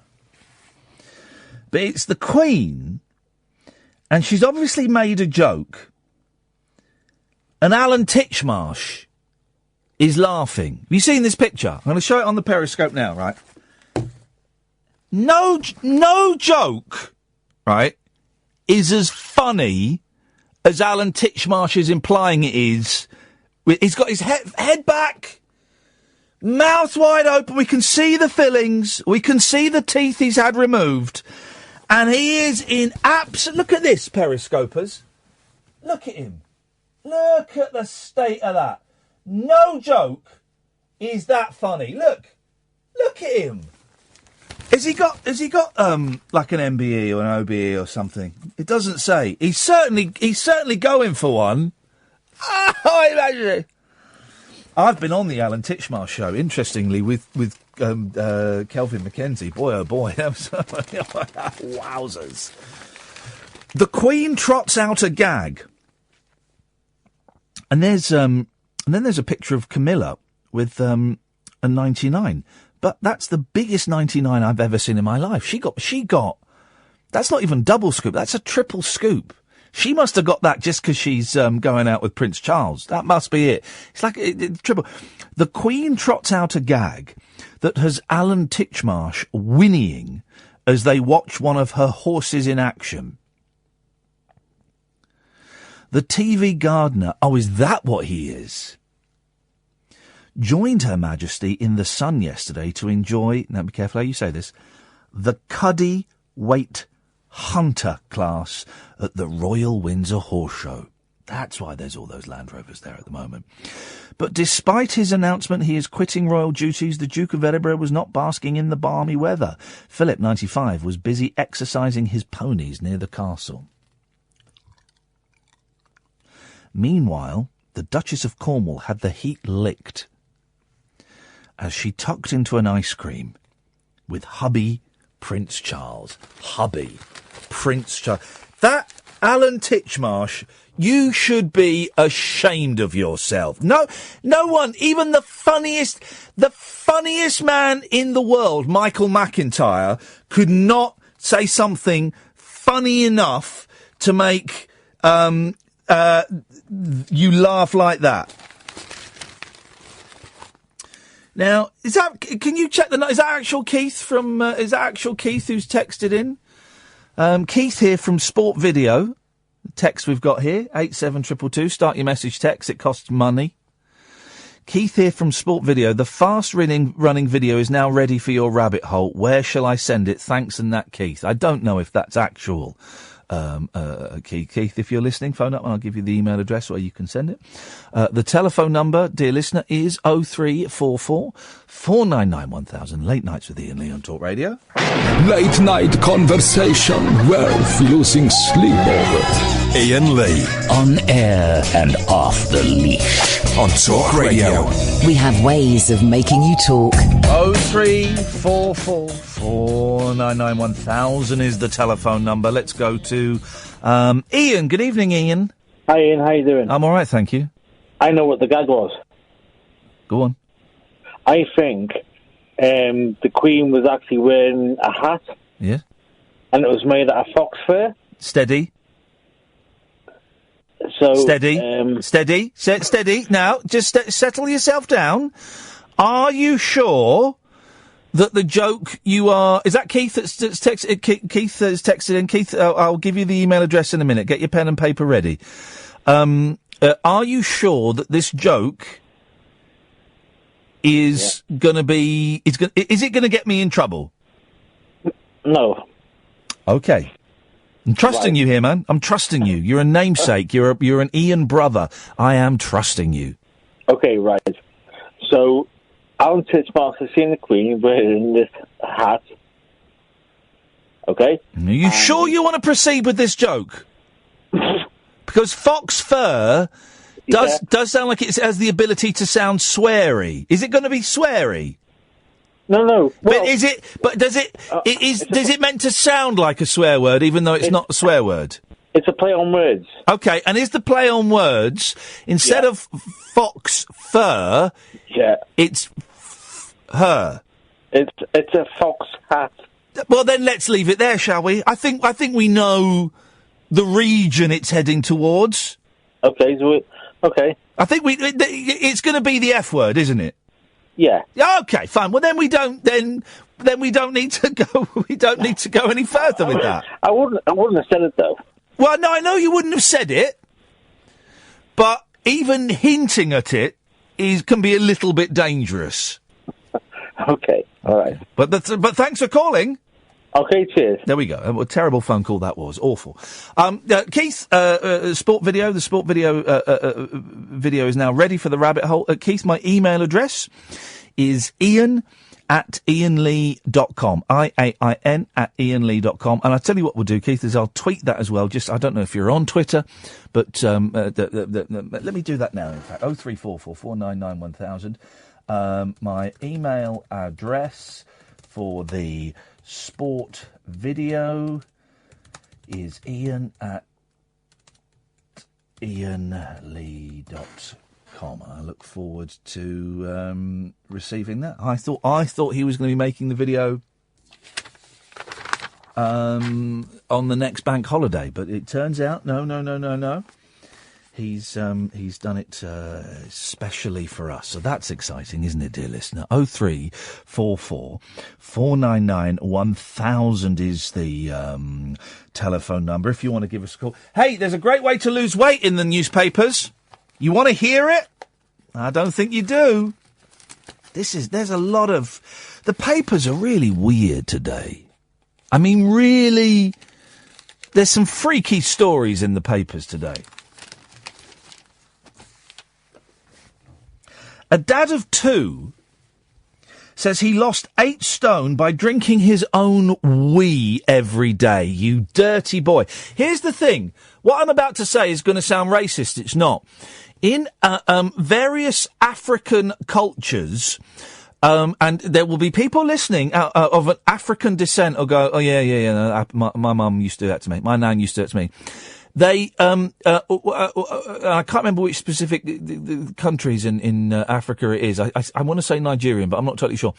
They wash their face in urine to get rid of spots. Remember, was it on Three Counties? Someone phoned in and told us this. And what wasn't Leslie? Was it Leslie?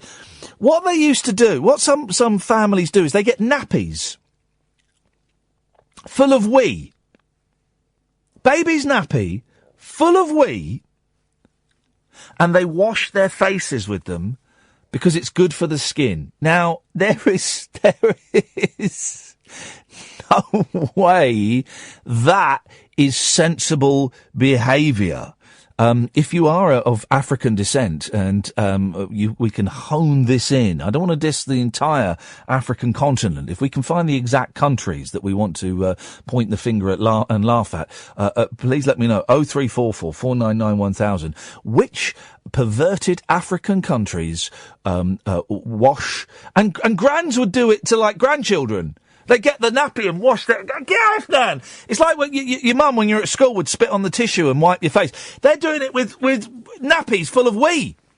0344 499 1000. Good evening, John. Hi there, Ian. How's it going? Yeah. You good? Well, you don't really want to know. No, okay.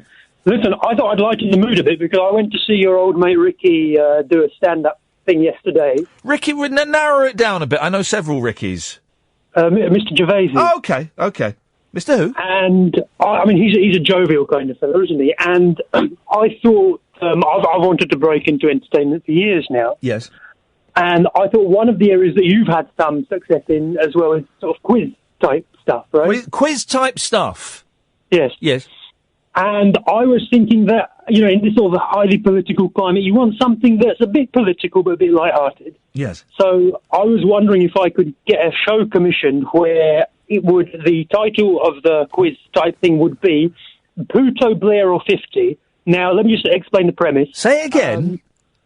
Puto, Blair or 50. Puto, Blair or 50? Puto. Buto? Yes. Buto? And what it is you get contestants from across the British demographic, and you give them either items. Yes. You give them either items or little phrases, and they have to guess: did it belong to Benazir Bhutto, 50 Cent or Cherie Blair. Okay, yeah. And people would think, that'd be easy to distinguish. But, you start off by one. Which famous celebrity had a penchant for drinking Kia Royales on first-class flights? Okay. Benazir Bhutto, 50 Cent or Cherie Blair? Yes. And, which one would you go with? Well, hang on. What are you offering me? So I've been distracted. Keith's texted in again. I'll read it out in a second. Well, go on. So in price terms, if we had a big budget, it would be, if you guess it correctly, it would be the thing that's being described, right? Yes. Well, hang on. So, what are you describing? So give me an item. This item, well, it's an event, and the sentence is, which famous celebrity had a penchant for drinking Kia Royales? You know, the cocktail. Yes. Yeah. And who have I got to choose? Benazir Bhutto, 50 Cent, Cherie Blair, and Cherie Blair. Oh, yeah, 50 Cent, Cherie Blair or Benazir Bhutto. Okay, I'd say 50 Cent. No, Cherie Blair. So you don't win on that one. Quick other one. Which famous celebrity had a £4 million mansion in Surrey in which they imported various antiques and antiquities? Is the answer always going to be Cherie Blair? Well, no. What's your answer for that one? Cherie Blair. No, that was Benazir Bhutto. Oh, it's a good quiz. Yeah. And where do you see this quiz happening? Probably one of the shadier stations, Channel 5 base station. Well, on the next bank holiday, I have no idea what the date is. You know that this show is going to be a quiz for 3 hours. But I generally think you could incorporate it, and the good thing is that with the multiple choice, any skullduggery-oriented individuals won't be able to answer with, say, for example, Ghostbusters 2. No, that's great. John, you're a very strange man. God bless you. Thank you. So Keith has texted in again. Thanks, Ian. I got that down. Got the email address. I'll be editing in the library tomorrow, and that. Only thing, mind, I do like it when people text in the way they speak. It adds an air of authenticity. Only thing, mind, I forgot to do it landscape. I know that's an error, but it's fabulous footage. Well, send it in, Keith. Very, very high standards for the footage that we put on the Rabbit Hole. If you want to know what the Rabbit Hole is, it's my channel on YouTube, youtube.com/Rabbit Hole. And I've not updated it again because I've been feeling lousy. I'm going to do some bits and pieces at the weekend. But very, very high standards, Keith. So I'll certainly cast my eye over it. And if it's good enough, I'll put it on. If it's really good, if it's as good as you say, it'll become Movie of the Week. There we go. I can't promise anything. We'll talk about this man drinking his wee in a minute. Late Nights with Iain Lee on Talk Radio. The radio show for people who know the best part of the day is the night. Late Night Iain Lee on Talk Radio. We have ways of making you talk. That moment when you get distracted and you see on eBay a cape that was once worn by one of the Monkees in concert in 1967 for $850, and you go, well, maybe I could, what? Maybe I could justify... No, this is stupid. This is stupid boy. A dad of 2 says he lost 8 stone by drinking his own wee every day. Jeez! There's even a picture of him drinking yellow fluid. Dave Murphy claims it has made him feel fitter and healthier than ever. Here we go. And the 54-year-old even uses his urine as a moisturiser and to wash with. Now, he is a black gentleman, so I don't know what his origin is. What's the origins? Well, maybe his African parentage or grandparentage. I don't know. But. Isn't that interesting? He survives most days on as little as 1 grapefruit and 2 glasses of pea. I think I'd rather have the pea than the grapefruit, if I'm honest. We used to have grapefruit for breakfast when I was kids, in the late 70s. My mum thought... I remember... Here's the things I remember, okay? I remember when we first got continental quilts, as they were called... I remember them being a new thing, 1978. Got continental quilts, and we after 2 days, we were all about to give up with them. I remember the sheets and the blankets being replaced, and we all had these, and none of us could keep them on in bed. We all woke up and they were on the floor. I also remember having muesli for the first. Got this new thing, it's called muesli. But when we had grapefruit, we would just smother it in sugar because those things is bitter. He survives most days on as little. This sounds like really great medical advice as well, by the way. If you're thinking of losing weight and you're struggling, then do what Dave did. He survives most days on as little as one grapefruit and 2 glasses of pee, and once drank nothing else for 30 days. Hang on a minute. Surely it's the law of diminishing returns. If he drank nothing but his pee for 30 days, then how was he making pee? Because the moisture would come out of you in sweat. So you'd be sweating moisture. You'd be making less and less pee, wouldn't you, as it went on? How is that even possible? God, stop looking at that cape. Stop looking at the cape! I've tweeted Mickey to see if he recognises it, but he barely remembers what he did last year, let alone in 1967. 0344 499 1000. I can't be the only adult that's got a fidget spinner, can I? You don't know. I mentioned this at the top of the show. How much was your fidget spinner? And no one's called in about it. And here's the thing: they are the most fun. They are so satisfying. It's incredible. You just hold it between the bird and the thumb, and you spin it, and that's it, isn't it? That's all you do. That's all there is to a fidget spinner. So satisfying. Absolutely wonderful. Anyway, back to this pervert. Dave says it's the ultimate. He's stood there holding a glass of it. You dirty git. You dirty git. Dave says it's the ultimate anti-aging product and keeps him in great shape. But the pee is waste product, isn't it? Right. And I know that there is a percentage of it that is rich in nutrients that the body mistakenly passes out or the body can't process. But the majority of it is waste product. Have I ever drunk my own pee? I don't think I have. I've been tempted to, just to try it, because I know you can do it, you can try.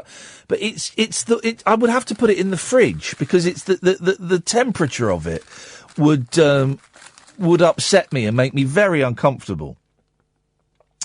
After slimming down from 20 to 12 stone in 6 years, he insists his wee diet also boosts the immune system, and here we go, here comes the bullshine, and has cured his lifelong asthma.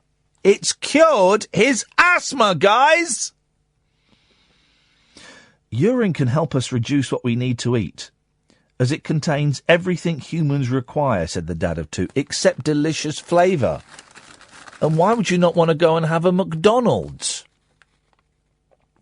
Most people think it's a waste product, but it's not. It's cleaner than water. That's a lie! That is a lie. Most people think it's a waste product, but it's cleaner than water? That's a lie. That's actually a lie. If it's not a waste product, why does it come out of my pee-pee hole? Next he'll be telling me he has poo sandwiches. He said he began his unique practice in May 2011 after he attended a talk about urine therapy.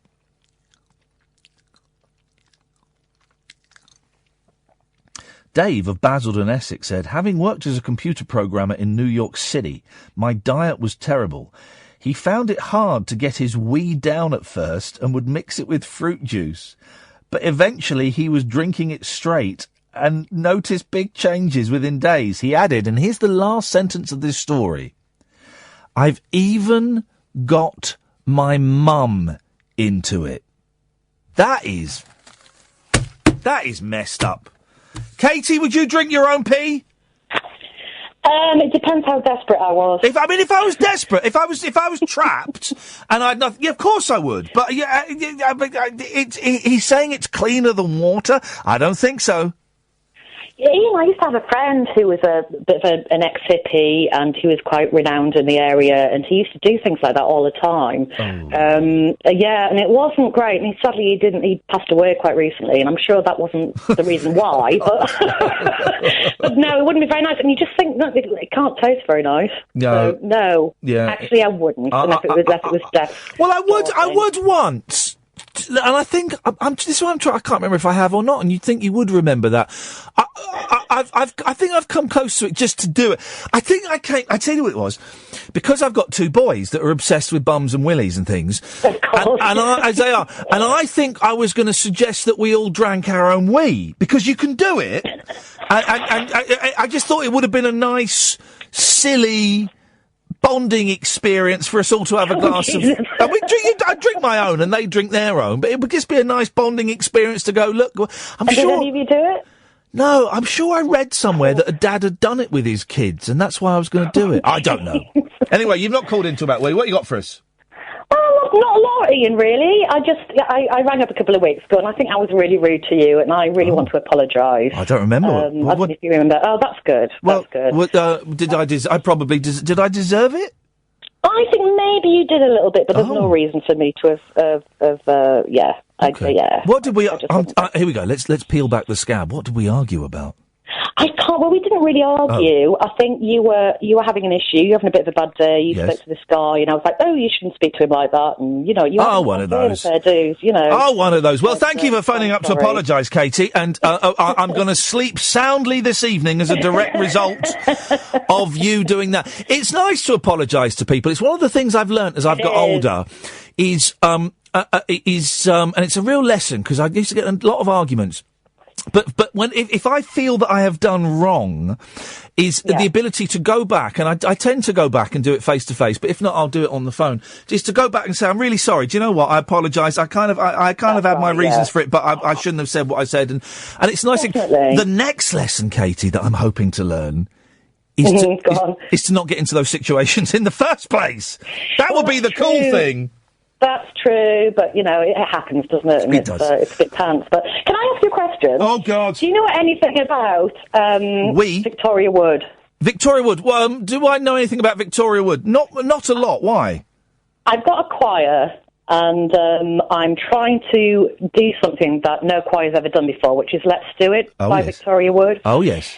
And I've been sat down tonight, and I've been trying to write a 4-part harmony. Oh, God. Let's do it. Yes. Wow, it's tricky. Well, I bet it is, yes. Insane. Yeah. And so what I want to know from any of the listeners what time signature it is. Oh, flip it. There's a technical question. So if anyone knows that'd be brilliant. Katie, we have a very musically uneducated audience listening to this, so I suspect we won't get any answers, but you never know. Let's hope so. Thank you, Katie. Thanks, Ian. Bye-bye. Ta-ta. 034 4499 1000. Yes, Julie. Hip, hip, hip. Hip, hip, hip. I would have thought that Victoria Wood's Let's Do It was 4-4, but I don't know. Right, 1, 2, you sing it, 3, no, like 4. Fast, so 1, let's do it. Let's 1, do 2, it. 3, 4. 1, 2, 3, 4. 1, 2, 3, 4. 1, 2, 3, 4. 1. Who's going to sing? One of us is going to sing? 2, 3. You can sing. Let's do it.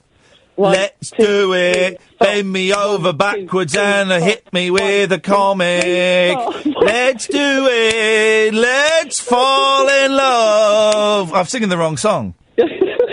I'm singing the wrong song. I wasn't really phoning up with that. I was phoning up about fidget spinners. Oh, here we go. At last. Have you got one? Yeah, my son, who's 16, he caught onto these fidget spinner trends quite early on, about 2 months ago, and I bought some from a website that sells them and ships from China. Yes. So we bought half a dozen at £1 each, and he sold them to his mates. Oh, flip it, quid's in. That is like, he's like gone, shouldn't he? Yeah, I thought we only did the 6, so not that good, but yeah. So, but there's also a fidget cube that's like a. This is what Rubik's did, right? Rubik's had the Rubik's cube, brilliant, but then they had like Rubik's snake. Do you remember that? That was rubbish. rubbish. And then they had There's only a few things you could do. Then they had because Rubik's Cube it was 3x3. Then they had a 4x4 by 4. Then they had the spinning wheel. Do you remember the wheel, the Rubik's wheel? I don't remember the Rubik's wheel. I had like a barrel. Yeah, it was like a barrel. It was like a barrel. Yeah, and it was it was pyramid. There was the Rubik's pit, and they were all rubbish. Everything after the Rubik's Cube was rubbish. Well, the fidget cube has got like a different thing that you fiddle with on each side. So it's like maybe like an inch cube dice. So on one bit you've got like a ball bearing that kind of goes round and little switches, and then on the other a button, and then the next bit a switch and something. So I don't know if that's going to be the next trend. Who knows? Tell me to stop looking at this cape that may or may not have been worn by one of the Monkees in concert in 1967 that's going for $850. I love a cape. I love a cape. And it's a monkey cape. It's $850 and there's only 3 hours and 45 minutes left. What does it look like? It looks like a really sexy 60s black cape with beautiful lining, beautiful grey lining. See, I was expecting something more like paisley, maybe lining. Something a bit more avant-garde. Well, hang on a minute. It says $850, but then it says there's ticket stubs that are $200 and a card for $100. Well, I don't want the ticket stubs. So that takes off. Then it is only $550. I'm going to ask. How do I ask a seller a question on here? There's a button that will say. Yeah, it does, but I can never find the button to ask it a question. Oh, I just hovered over the buy it now. That's bad, isn't it? and abort, Julie, abort. Have you drunken your own wee? No. You're tempted though, yeah? Not tempted. Not something that I would choose. If somebody said do it for an experiment, then yeah, I might do it. I'm quite daring. Kath, Dave Murphy. He's a black fella, 54. Try and find him. Let's get him on the show. He's I'm only saying that to be descriptive. He lives in Basildon. Get Dave Murphy on the show. I want to find out what the hell this deviant is talking about. And tomorrow, Julie, we're bringing back yodeling. It's Frank Highfield on the show. Fantastic. Beautiful. There we go. Thank you very much indeed. 0344 499 1000 is the telephone number. If you want to give me a call, you're more than welcome to. Well, what have we discussed in the last 2 hours that you might like to chip in with? The fidget spinners, the drinking of your own wee-wee, saying sorry. It is one of the best things I've learned in the last few years is when I realise I have been an idiot. It happens more often than you might think, guys. Ian, I'll come to you after the news. Is being able to go back to the place and saying, "Oh man, I'm really sorry. I shouldn't have said that. I had my reasons, but the way I behaved was unnecessary." 0344 499 1000 is the telephone number. We call you back. Another hour of this Late Nights with Iain Lee on Talk Radio. Talk Radio. That's good. We found Dave Murphy. We'll see if we can get him tonight. If not, we'll speak to him tomorrow. 0344 499 1000. Late Nights with Iain Lee on Talk Radio. Late Night, Iain Lee on Talk Radio. We have ways of making you talk.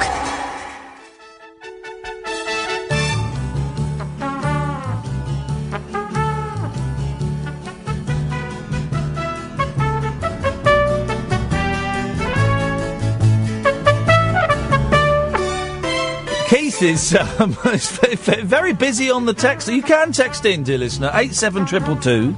Start your word, your text with the word talk. 25 pence plus your standard charges. Keith is a regular caller to the show. Remember, he's going to film his nephew doing his fast running. Well, he's filmed it. Keith has texted in, film of the week would be Dead Canny. Although it's done in portrait, I can guarantee very fast running. Also, gosh, wow. Has Paul from Stoke Poges been on? I missed the first 20 minutes. I had to jump-start the wife's Yaris. Thanks. Well, no. Paul hasn't been on, Keith, and I don't know. Every now and then, Paul gets very angry and sends me a load of abuse via the email, and he did that last night. He sent a load of libelous abuse, and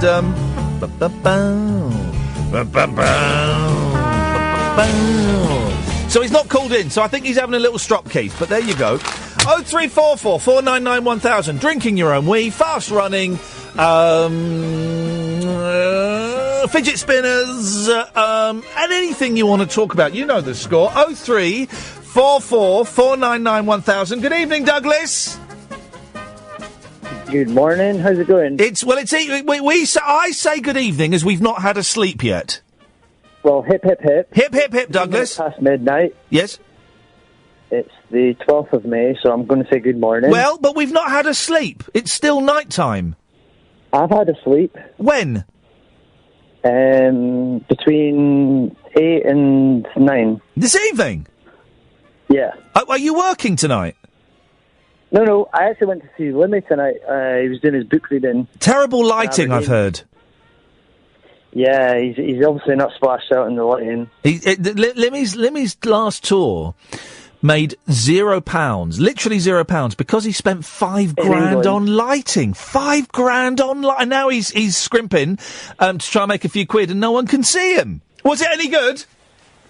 Oh, it was very good. He read a couple of chapters out of his new book, and I laughed a lot. It was very enjoyable. You've got to love Limmy.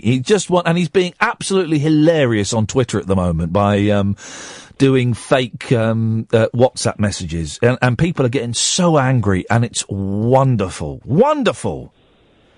Yeah, you have to retweet him if you see one of his tweets. Yes. Well. Anyways, I was just calling up to say that the fidget spinners... Yes? They're just for people that are too lazy to learn the yo-yo. What the hell are you talking about? They're for people too lazy to learn the yo-yo? Yeah. What kind of... have you had a go on a fidget spinner? No, because I've got a yo-yo. Right, well, you can stick that yo-yo right where the sun don't shine, because there is nothing more satisfying than spinning your fidget. Okay. Can you do the tricks on that? Can you do stunts on a yo-yo? You can. Well, no. Can you? You can walk the dog. Can you? What are you doing? Sorry. Are you googling? The what do they call it? Yo-yo stunts. Yeah, I've just googled yo-yo stunts. Okay, I'm going to Google cutting you off. Let's go to Ian. Good evening, Ian. Hi, yeah, you're talking about fidget spinners. Yes, sir. There was a thing on the TV. It just came back to me earlier on. It was on last week, and it helps. There was a girl on TV one morning, and she was autistic. Yeah. And she was on TV with her parents and saying how therapeutic they found. Well, now this is the thing, because apparently it was invented. I've not really looked into the history. I've only read the headlines, but it was invented to help kids with ADHD and autism. But how does it help kids with ADHD and autism? Oh, I don't know. There we go. There's the question. So I don't believe that. She seemed quite content with it. I mean, I don't know. It was maybe. It was something that I have no idea, to be honest, but something that obviously that they can concentrate on and something that they can do. I don't know. But how? Because all it is you hold it and you spin it, and it's very satisfying, really deliciously Moorish, wonderfully satisfying. But I fail to understand how that's going to help autistic kids. I've no idea. Absolutely, I wouldn't even begin to suggest why, but it was just something I picked up on this interview. And I just want, if someone can explain it to me, please do, because if it helps, and that's absolutely wonderful. But I just wonder if that's kind of a bit of an urban myth that it helps autistic kids and kids with ADHD. Well, I think it'd be a bit of a cheap shot to get a child with autism on and say it helped, but it didn't. I don't know. I mean, she seemed pretty convinced it helped her. Can I read you a really weird text that we've just had in? Go on. Hi, Ian. Hi, Kath. Enjoying the show. Wanted to ring in, but I've got the lurgy and I'm a bit vocally challenged. I wonder if you or Kath had any random or irrational phobias. Now, and then she goes to her phobia, right? This is Julie. I have a real issue with canal locks. You know what a canal lock is? Yeah. Yeah. They terrify me. Something very is this a Mickey take? Something very sinister about those dark, dank walls with that murky water at the bottom. Then the force of that water when they suddenly fill up or empty. I'm going all unnecessary just visualising it. Perhaps it goes back to a deep-rooted childhood issue. Maybe she was abused on a lock. I don't know. You don't on a barge or something. You don't know. That's a weird thing to be terrified of. Yeah, a bit of a cable, yeah. I find locks. I find them relaxing.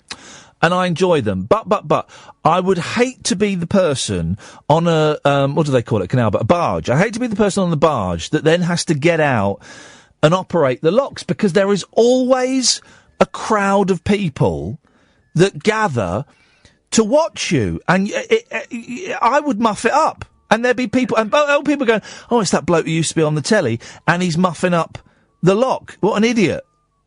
There's a series of them. I can't remember which canal, but there's probably about maybe 12 or 13 of them. Yes. You know, because obviously you're like on the side of a mountain or something.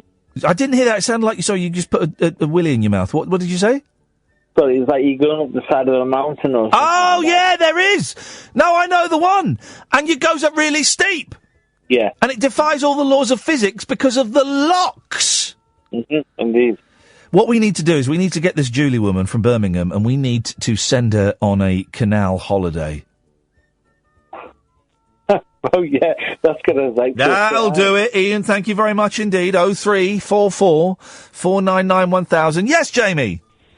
Hello. Fidget spinners. Yes. You asked what benefits they had to autistic. Yes, I did. You can ask me, because I'm autistic, as you know. And, I didn't know. Did I know that? I don't know. Yeah, I called in a couple of weeks ago, and we had a really long, nice, lovely chat. I don't know how this will go down with your autism. I forget almost everything, so apologies. No, that's fine. Have you got fidget spinners? I do. I've got a couple in front of me. How do they help your autism, or what do they do for you? Well, it's kind of like something to focus on, isn't it? And also, it's the repetitive nature, because there's one thing that some, it depends on what end of the spectrum you're on, because it differs per person to person. But I think it's the repetitive nature, and certainly for me, being able to spin it and just watch it, it kind of calms you down. It's a bit like going into a safe place, And I get that as someone who isn't autistic, and I have a fidget spinner, and I bought it for a laugh, but I get it satisfying, and my kids have got them because it's the craze, and it's wonderful to witness a craze, and as a parent, I thoroughly approve of crazes. But I get the experience you've just described is the same experience that I get. Yeah. So how does that improve the life of someone who has autism?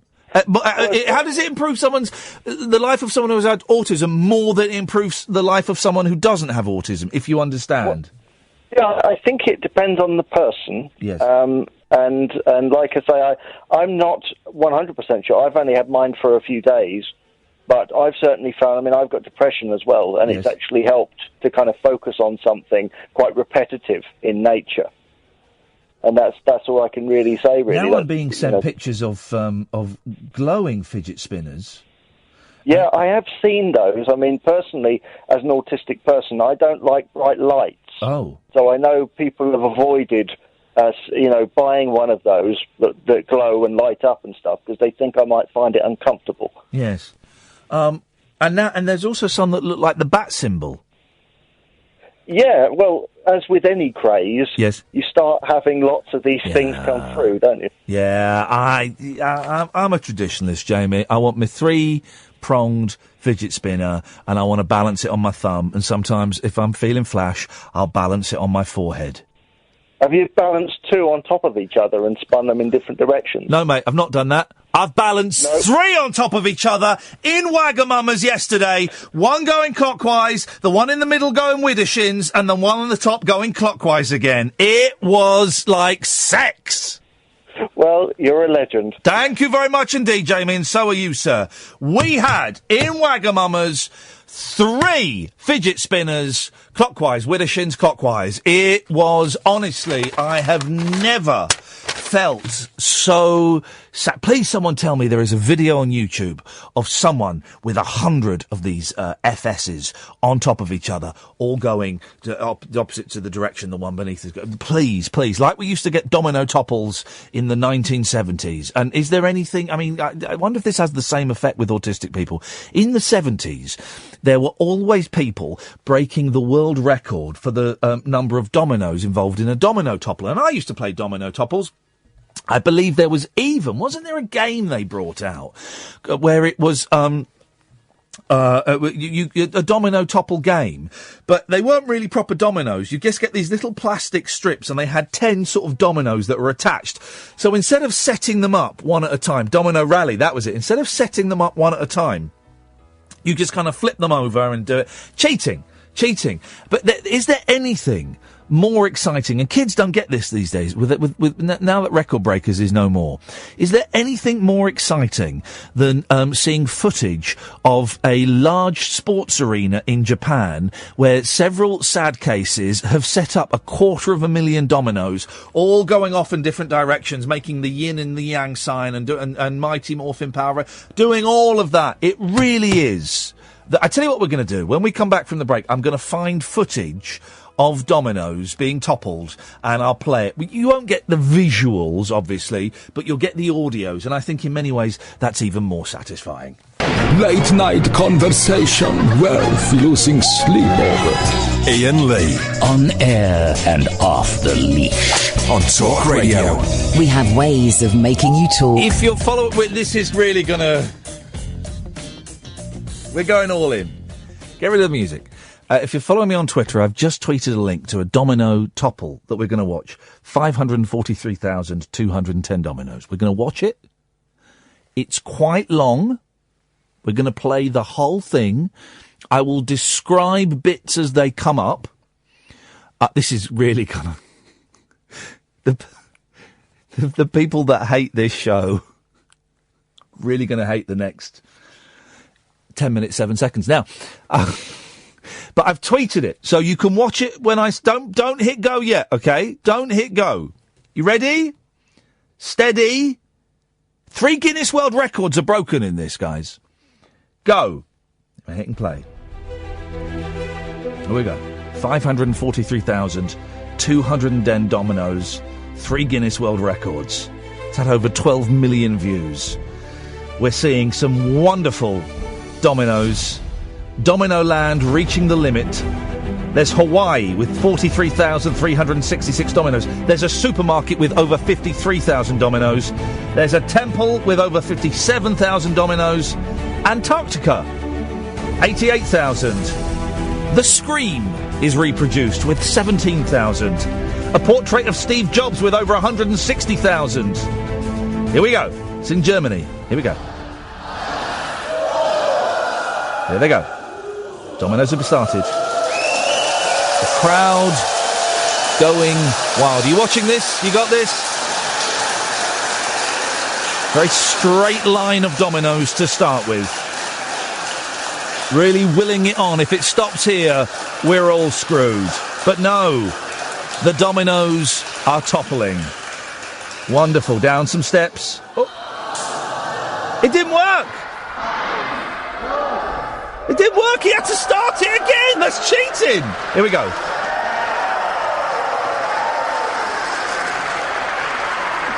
If he starts it again, we're calling him out. Here we go. That's the website. Going down there. More dominoes. Some advertising. Very satisfying to see them change from a grey to a white. Lots of advertising. Hang on, what? Why are we seeing... Hang on a minute. I think we're being sold a pup here because we're seeing that footage again. What the hell is this? Here we go. The dominoes continue. The dominoes continue. Some going over. Oh, the T-shirts unfurling. They're not technically dominoes. They're not actually dominoes, so that's irrelevant. That's irrelevant. There's an inflatable monkey again. Not technically a domino. Here we go. Here we go. There's a smiley face. Great to see 80s rave culture being reimagined. Auf dem Deutsch. Auf dem Domino. Very satisfying. It's like having a good wipe after a poo. It is. It's that satisfaction. That's the most dominoes toppled underwater we've just seen there, guys. Again, a little bit of camera trickery here from the Germans. Not quite sure what's going on, but those dominoes were actually underwater. Here we go. Here comes the fruit. A lot of these dominoes are failing to connect here. Very disappointing video. There's a supermarket trolley. That was fun. Enjoyed that. The shopping list. There we go. Here it comes. Here it comes. Here it comes. The shopping list. It looks like some of it hasn't been. Some of it hasn't been activated. No, it's setting up cornflakes as though they were dominoes. This is fun. This is fun. Let's see if it works, guys. Let's see what happens. Got to say, significant number of the dominoes haven't taken, but the cornflakes packets have gone. Absolutely blinding. Superb! Superb! There's a picture of a bag of groceries. That's gone. Easy. Textbook dominoes there.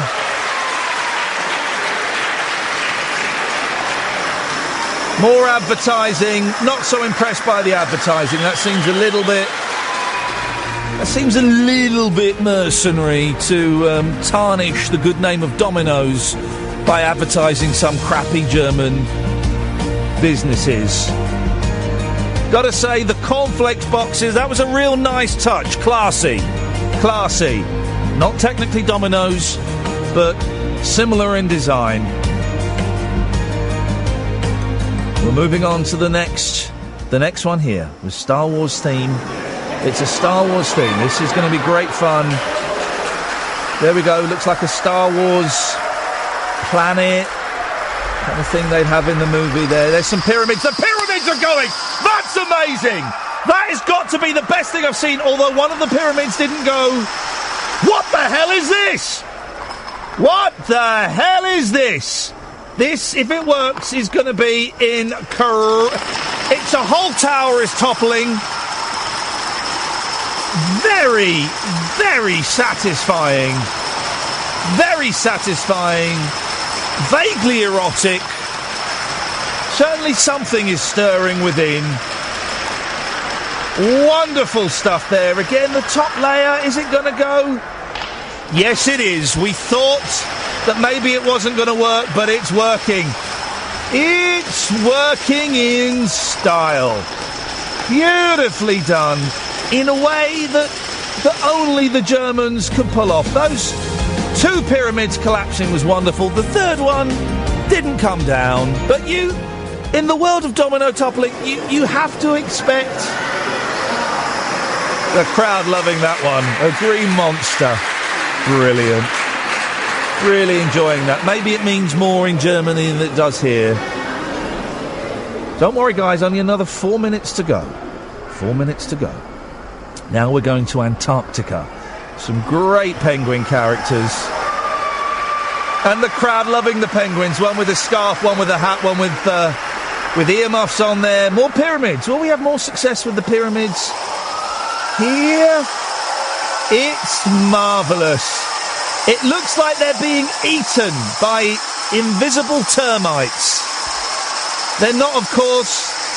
It's actually dominoes toppling. The world record there for the highest two-dimensional pyramid made of dominoes. This is beautiful. This is a snowflake. Oh! Set off by a ball. Set off by a ball dropping on the Dominoes. Look at those pyramids collapsing. Almost like there's some form of attack taking place. Here's Edward Munch's The Scream. Ruined. I'd be screaming if that was the real Scream being destroyed like that. Of course it's not. It's just Dominoes, and it's gone within a second. Was probably taken days to have built. Was gone within a second. What's this? This is the more traditional domino topple there. Two parallel paths, like Tron light cycles. But what's this? Oh, they've set off a car. Beautiful. Lot of fun. Lot of fun. We've yet to demolish Steve Jobs. That's coming. Some glass involved there. It's cheating a bit. Not really impressed by that. What's this? Oh my God, look! Look at that! Oh, has it happened? Yes, it's happened! I don't know how to describe that. I do not have the language to describe that. Really nice to hear the Germans so enthusiastic, isn't it, about something that isn't an invasion. Isn't it, though? Here we go. Here we go. Ah, it was a chimney. It was Father Christmas falling down a chimney. Should have made that a bit clearer. That was a bit confusing. There's some balls lighting up here. Here comes Steve Jobs. Here comes Steve Jobs. Here comes Steve Jobs. Little problem with the electricals there. An early iPhone. Jobs is being illuminated by Dominoes, setting off lights. They're not all working.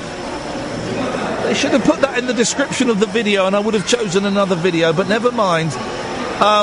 Steve Jobs is about to be destroyed Domino style. Here we go. Have that, Jobs, you bastard! Have that! Fantastic!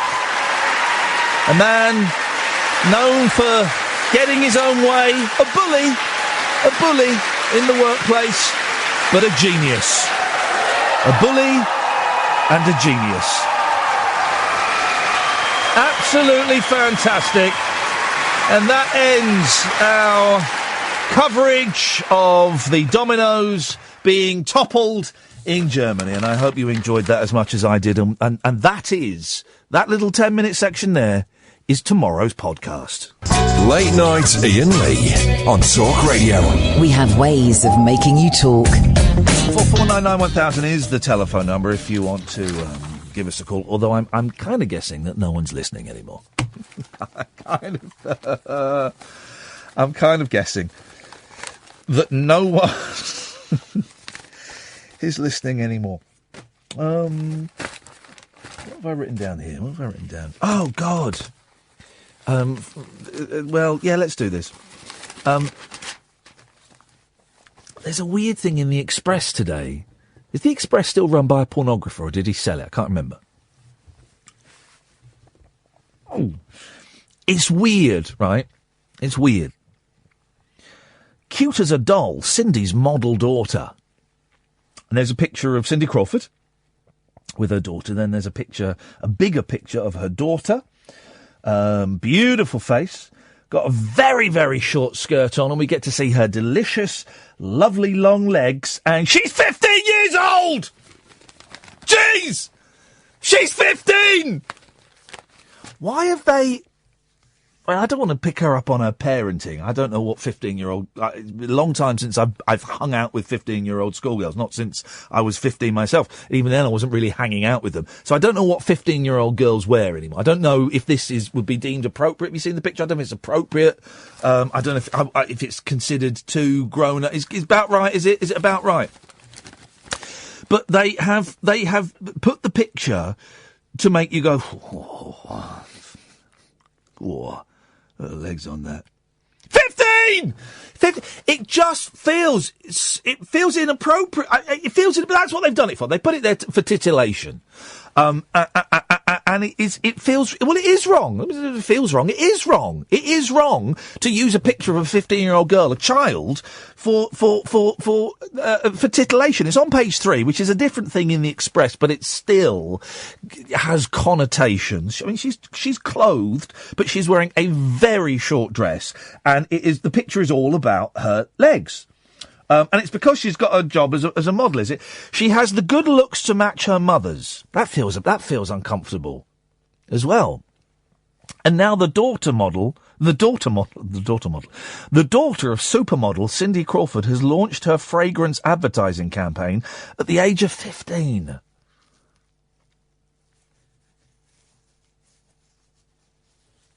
It's not right, is it? It's not right. It's not right. Kaya Gerber, whose father is businessman Randy Gerber, 55, looked pretty as a picture. She's 15, guys. As she and you know that Mark Reynolds, who has written this, is biting his tongue. See, this is as far as he can push it. As she promoted Daisy Marc Jacobs in Los Angeles, fashion industry insiders predicted the teenager could one day earn as many millions as 51-year-old Cindy. She already has it all, one said. She has charisma, good looks, and energy. And most importantly, she has the backing of her mother.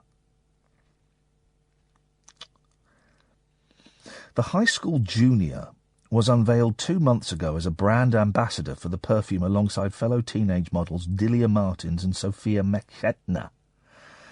And now Kaya, who boasts 1.4 million social media followers, has been given control of the official Instagram photo site for the story of Marc Jacob. The youngster wore a Marc Jacobs long-sleeve lace mini-dress and metallic heels at the fragrance launch, at which her older brother, Presley, 17, joined her. Describing what a 15-year-old is wearing, and I know she's a model, and I know it's the perfume. It just that picture is a sexualized picture. You know, that's not me doing an interpretation of it. That is a sexualized picture, and she looks older than 15. Okay, she looks. Well, actually, saying that, she's got a kid's face. She's got a kid's face and kids' legs, but they're just very long legs. So, 16, 17 at a push, but she's 15 and she's in a sexualised picture, and it just feels. Am I being an old fart here, guys? Am I just being a silly old man? It just feels really inappropriate. 15. I mean 16, 17 feels inappropriate to me, but 15 and she's. I don't know. Oh, I don't know. Maybe I'm just a silly old man. But it's not right to me. 0344 499 1000. And here's where I prove I am a silly old man, because it's the 75th anniversary of the Famous Five, which my boys are getting very excited about. For Christmas, I bought my eldest the Secret Seven box set of the Secret Seven. So all the Secret Sevens, and he is lapping it up. It's kind of a stage that he can sort of read it himself. There are words in it he doesn't understand, but he can sort of read it himself. But he's also enjoying, him and his brother are enjoying us reading them. And I bought another Secret Seven book yesterday, where it's like how to be a member of the Secret Seven, and it's like tips on how to interrogate people and take fingerprints and do all of that kind of stuff. So he loves all of that. And he's very excited because I've said, look, well, when we finish the Secret Seven, we'll get we'll get the next one. We'll get the Famous Five, and they are thrilled. And they're going, so the Famous Five, are they famous? I said, well, I think that's just the name of their gang, and they're like the Secret Seven, but they're kind of a bit older, and I think their adventures are perhaps a little. I don't really remember the Famous Five. I remember the Secret Seven a lot because I used to read it, but I don't really remember the Famous Five. I mean, there's a dog. Now, is it the dog that's called George, or is that that's the tomboy, isn't it? That's called George. Timmy is the dog. There we go. The Famous Five are 75. Enid Blyton's plucky children with a love of ginger beer and buns are still going strong. I tell you why, because they're bloody good stories. The Secret Seven, some of the language is a bit old-fashioned, right? Okay, some of it. But They are such good books, to the point where my 5-year-old and my 7-year-old are scared. But scared in that way that they're excited. It's like, but my eldest goes, I'm really scared. We'll read it to them in bed. I'm really scared. Do you want me to stop? Oh, no. Carry on. Leave the light on, but carry on. They love it. No more attempts at political correctness. So there are new editions. Okay. This year's new editions of the famous 5 novels celebrate the story's milestone. The books themselves, however, remain as Enid Blyton wrote them. Enid Blyton said she was not interested in the opinion of any critic over the age of 12. She ignored criticism of her style as well as 2 libraries' decision to ban her books. Recent attempts to update her writing were inspired by adults rather than children. Words such as queer and tinker were banished. Jersey was replaced with jumper and bathing by swimming. And mother and father became mum and dad. No, that's not right. That's not good. I know, and we all know there's no more Fanny. But that's, here we go. Not any longer. This year's famous 5 reissues offer 21st century children the same excitement their grandparents relished, with no interference by the politically correct brigade. Good. That's what we want from our books. That's what we want. I haven't read, because I've been ill. I've not been able to read to the kids for about 3 weeks. 3 weeks, imagine that. We'll have a. I tell you what we can do. We'll have a reading session at the weekend. And because me and Kath were talking about how when we were growing up in the 70s and the 80s, and we didn't have DVDs and videos were thinner on the ground, that on a Sunday afternoon you would sit with your mum and dad or maybe your grandparents and you would watch the big film that was on at 2 o'clock in the afternoon, 3 o'clock in the afternoon, and it was always something from the 50s. So it was about 30 years old, because it would be mid-80s. It was something that was, and so I think this Sunday, if I can be bothered, I'm going to put on like an old film, like something like. And I've been listening a lot to people talking about in various different contexts. West Side Story, so something like West Side, something old and big. And I'm going to say to the boys, half a sixpence. Of course, my boys already can sing Flashbang Wallop, What a Picture. They love that Flashbang Wallop. I knew I was bringing my kids up right when this was about 18 months ago. They would say, Dad, can we watch the Flashbang Wallop thing again? They loved it. Flashbang Wallop, What a Picture, what a photograph. Maybe we'll do that. Maybe we'll have half a sixpence on Sunday. Maybe that's what we'll do. Last 20 minutes of the show, dear listener. None of you are listening. You probably all switched off after the Dominoes. I can't blame you. 0344 499 1000. Late nights with Iain Lee on Talk Radio. Across the UK, online and on DAB. Late night, Iain Lee on Talk Radio. We have ways of making you talk. 0344 499 1000 is the, you know what it is. I don't need to, fill in the blanks. I do all the work here, geez. Listen to this, sad cases. The final call for Vodafone's 1,000 pages. It was the status symbol clipped to every eager yuppie's belt. No, I don't think that's necessarily true. I think I remember buying my girlfriend a pager, 50 quid. It was great. Before we had mobiles. Think.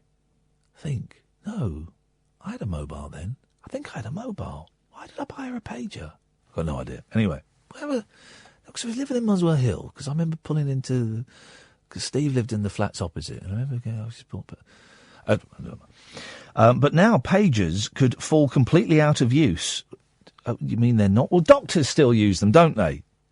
After the last major provider decided to axe its service. Seen as essential for city workers, 61 million were in use worldwide by 1994. The device, which receives short text messages, shut the front door, was first used by doctors in the 1950s. I want to see a 1950s pager. But the advent of mobile phones marked the beginning of the end for pagers, now only used... What? OK, it lists the two groups of people that still use pagers. One of them, emergency workers. OK. Can someone explain the other group? Bird watchers. Now used only by a dwindling band of bird watchers and emergency workers. What do they page them to say they found a nice bird? But if they're doing it to be quiet, that'd be pointless because you've still got to phone up. Go, I send a message to 0344 622. Yeah, I found a nice bird. Bird watchers. Hit with declining use and an ageing network. By the way, I know no one's listening to that Dominoes nonsense, but if anybody still has and still uses a pager, the last 15 minutes of the show are yours. They are yours. Because I cannot believe that there is anybody that uses them. And also, if you can explain why bird watchers would use pagers. What the hell has that got to do with anything? 0344 499 1000. Hit with declining use and an ageing network, Vodafone wanted to sell its pager business to Capita's Page One, its only rival. But they said, nah, we're all right, thanks. Nah, it's pagers, isn't it? You want to sell us the pagers? We'll give you $5 for it. But even though Vodafone has just 1,000 pager customers, the Competition and Markets Authority watchdog refused to approve the sale, fearing that they would face higher prices. So the firm has decided to shut the business down. Vodafone said, I mean, they're a nice bit of kit, the pages. I like they're satisfying, aren't they? That and they buzz. I can't do that. Vodafone said it was disappointed by the CMA's ruling, adding, this seems a surprising decision, considering that this market has been contracting for some time, and no other country in Europe has more than one wide area paging network. Well, guys,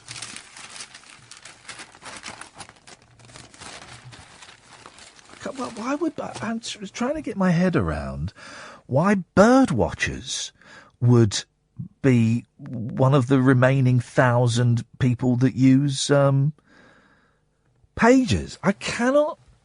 What makes them so special? What makes bird watchers so special? I can't. Speaking of bird watching, what the hell is that about?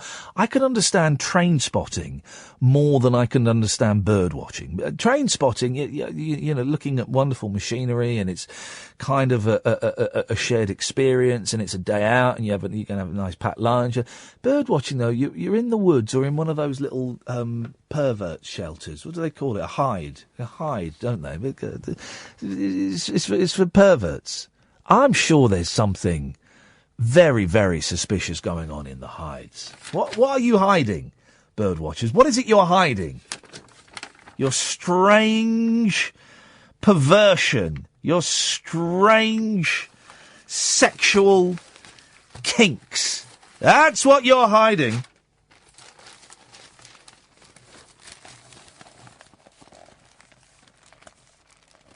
This is weird. There's, you often hear of couples whose love is frowned upon for maybe religious reasons, social reasons, gender reasons, for whatever reason. Young couple falls in love, and society, their families, whatever, disapproves strongly of it. And so they elope, or they run away, or they go off to build themselves a new life. Here's the thing, it never works. It won't. If you're running away, it'll never work. But here's a couple that fell in love, and they ran away, and the hunt is on to find them. Volunteers hunting for an orphaned lamb and a sheepdog who became best friends were given hope last night. The headline is, hoofprint found in hunt for eloped lamb and sheepdog. They've used the word eloped. Imagine that dog trying to have sex with that lamb. A, it's underage, so that's messed up. B, it's interspecies. Where's a dog's willy going to go in a lamb? It's disgusting on every level. Imagine its offspring. This is disgusting. They should find this pair and shoot them. Come by. That's it. You call them out. Like, come by. Oh, they found me. Brilliant. All right, friend. Come by. And the shot ricochets around the countryside. And the farmer goes, I'll teach dirty bugger. I'll teach the dirty bugger. No, I'm off to sleep with my sister. I'm joking, guys. It's just a little bit of fun. The unlikely pair vanished from the garden of their home near Sherwood Forest in Nottinghamshire on Monday. Yesterday, a fresh hoof print was spotted close to where they were last seen, and several scent trails, including one leading to a lake, were also found. Here's what's probably happened. They've become friends. They've gone off, and the dog has ripped the lamb to shreds. That's probably what has happened. Natural instinct has overridden emotion, and he's ripped it to shreds. Experts said it indicated that Blake, that's the dog, and Bella, that's the lamb, had found water to keep themselves hydrated in the warm sunshine.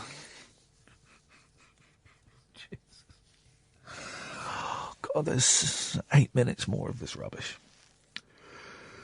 The pair have been inseparable since owner Natalie Hayward, 22, adopted 5-week-old Bella, who was rejected by her mother. Their disappearance made national headlines, and dozens of people have joined the hunt for them, including 2 pet detectives using sniffer dogs. Well, hang on a minute. How long ago did they go missing? Details of the missing pets have been shared thousands of times on social media.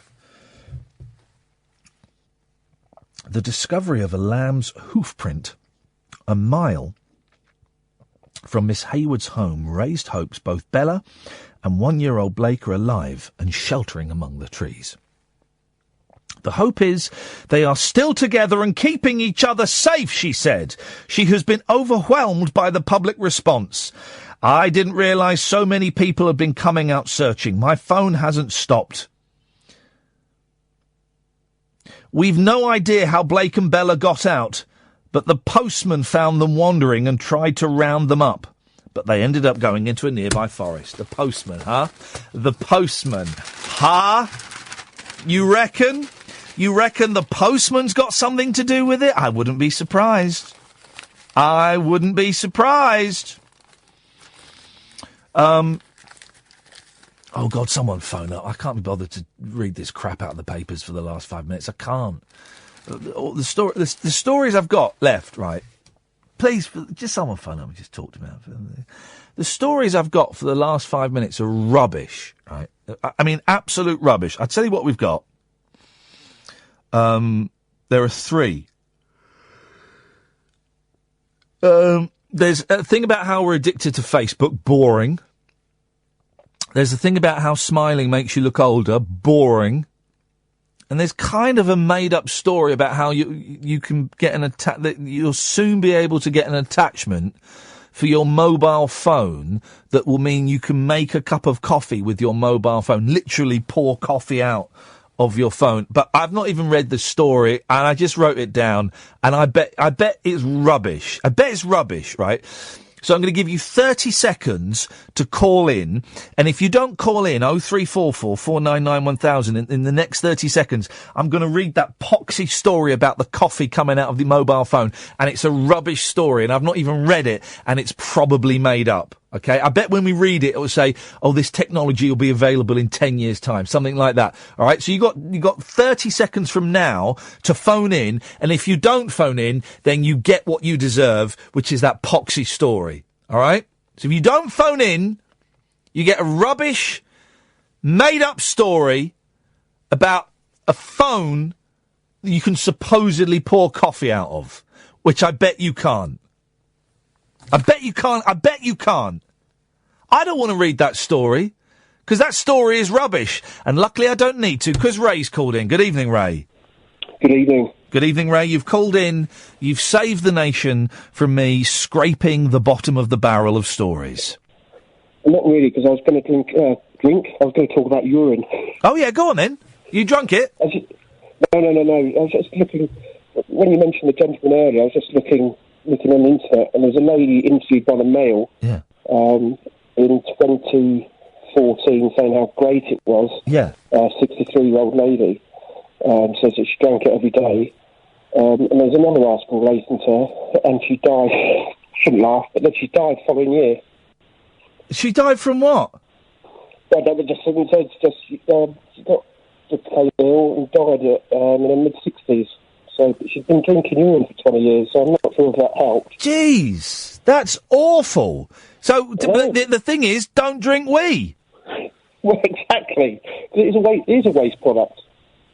Yeah, well, thank you, Ray. Thank you very much indeed. I'm going to let you go because I can see that the United States of America is calling. Dave, you are a spokesperson for America, sir. You are in Illinois. What have you got for us? I'm just going to let you know that I'm one of the last few people to have a pager. What, are you a bird watcher or do you work for the emergency services? Emergency services. I'm on call. That's why I'm still awake and listening to the radio. So what? Well, hang on a minute. What?